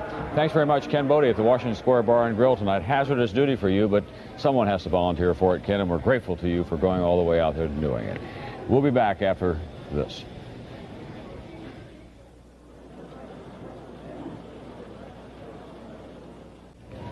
NBC News election headquarters here on election night 1984, now moving into the morning, and we're getting the last of the Senate calls. Roger Mudd is taking a look at the results from the state of Alaska. It's Alaska, and without any surprise at all, the Republican incumbent Ted Stevens has been reelected, according to our NBC projection, reelected to his third term. He's a leading contender for the majority leadership of the Senate. He defeated John Havelock, the former Attorney General. So Stevens in Alaska. That makes the new Senate look like this. New Senate. Democrats, 47 seats. Republicans, 53 seats. A net pickup for the Democrats of 2 seats. 2 seats. And that was about right. I lost 11,000. No, I didn't. Everybody was in a pool of one kind or another. There were so many pools around that you started hedging your bets, saying two states in one, 5 in another, and so on. Lisa Myers and Chris Wallace have been tracking this campaign from their respective positions. Lisa in the Mondale campaign. Chris Wallace, of course, our White House correspondent, chasing President Reagan around the country and around the world for that matter. They're there in Los Angeles and in St. Paul tonight. A little quieter and a little more depressing, I suppose, in St. Paul for you, Lisa. What is the feeling there among the pros? That this was a personal triumph on the part of Ronald Reagan, or did they think it was a combination, both a personal triumph and a rejection of what Walter Mondale stood for? 2 points, Tom. First of all, they never, ever dreamed it would be this bad. Most of Mondale's aides tonight simply were too stunned to try to explain it. One of them said, "I just can't talk about it yet." But earlier, when discussing the possibility of a landslide in more generic terms, they said that if the president won big, it would be a personal mandate. It would be because of the 3 P's: president's personal popularity, peace, and prosperity. The other key point, I think, tonight, Tom, has to do with what Mondale said a few hours ago right here in his concession speech, when he said that the voters made their choice with dignity and with majesty. And I think those 2 words could well describe the way Mondale concluded this campaign. For those of us who covered him and who were baffled over the years, over the last few months anyway, as to why when things were worst, why when things seemed almost hopeless, he seemed to become a bigger man, to seem less trapped by the interest groups, to seem less gripped by that paralyzing sense of caution. And I think he answered that question for us tonight when he said, "I am at peace with the knowledge that I did everything I can, that I gave it everything I've got." Thanks very much. Lisa Myers at St. Paul tonight. And Lisa, thanks especially for what I know was a grueling time for you. Off and on a lot of airplanes in a lot of different towns. You never quite knew where you were, but all the people who worked with you in the Mondale campaign, those of us who were here in New York, are grateful for that. Chris Wallace, same goes to you out in Los Angeles. The president, do you think, does he have his eye on the big picture in terms of his role in history now? Will he reach out, do you think, for example, to the Soviet Union? Will he reach out to the people in this country who are the disenfranchised, the poor, the blacks, and so on, and try to build for himself the kind of image that his first political hero, Franklin Roosevelt, had? Any chance of that? Well, I think the answer to the first part of that is yes, and the answer to the second part is a maybe and possibly a no. In terms of the Soviet Union, I'm told by people very close to him that he really does have a strong feeling now that his legacy, his place in history, would come by making a major arms control reduction treaty with the Soviets, and that he feels that he's uniquely positioned to do that, that just as Richard Nixon could make a deal with China and no one would accuse him of selling out to China, that so he can deal with the Soviets and no one is going to think that he is soft on communism. So I think when they say now that they really want to improve relations with the Soviets, that they really want a deal, that's not just campaign rhetoric. It wasn't an election year conversion, that they really mean it. On the question of reaching out to the minorities, to the less well-off, it was interesting because he talked about that a lot tonight in his victory statement. But that's hard to do because the fact is that he basically does not believe in government. He thinks that spending programs should be cut back. They feel that in addition to the middle-class entitlements, that there's a lot more money they can get out of those, what they call discretionary domestic programs. And so he can talk a lot about trying to reach out to the afflicted. But if you're going to cut the programs on which they depend, it's awfully hard to emulate FDR. So I think that, yes, there is going to be a strong feeling that this one is for the history book, but on the other hand, as he said, we have fought a lifetime for these conservative principles, and we're not about to give up on them now. Thanks. Chris Wallace, we'll be watching all of this from your post at the White House in coming days. Roger Mudd, any thoughts tonight on this extraordinary Ronald Reagan victory and what it may mean to the future? Well, my only thought is I don't want to be partisan about it, but I agree with... Well, then don't be. You don't have to be. All right. I don't mean to be. But I agree with Ken Bodie. Thank God for Minnesota. I hope Minnesota goes for Mondale. I hope one state in the United States awards this man some small measure of what he has coming to him. I hope we don't have a unanimous vote. The last time it happened, and I hope it's the only time, was when George Washington got it.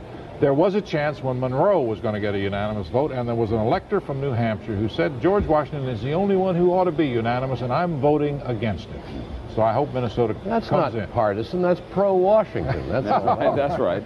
Well, Roger covered that campaign, and he has a kind of vested interest with Reagan. That's right. Tom, my only thought is that when I don't want to trivialize this, but when disposable income in the United States goes up in a presidential year, the party in power wins.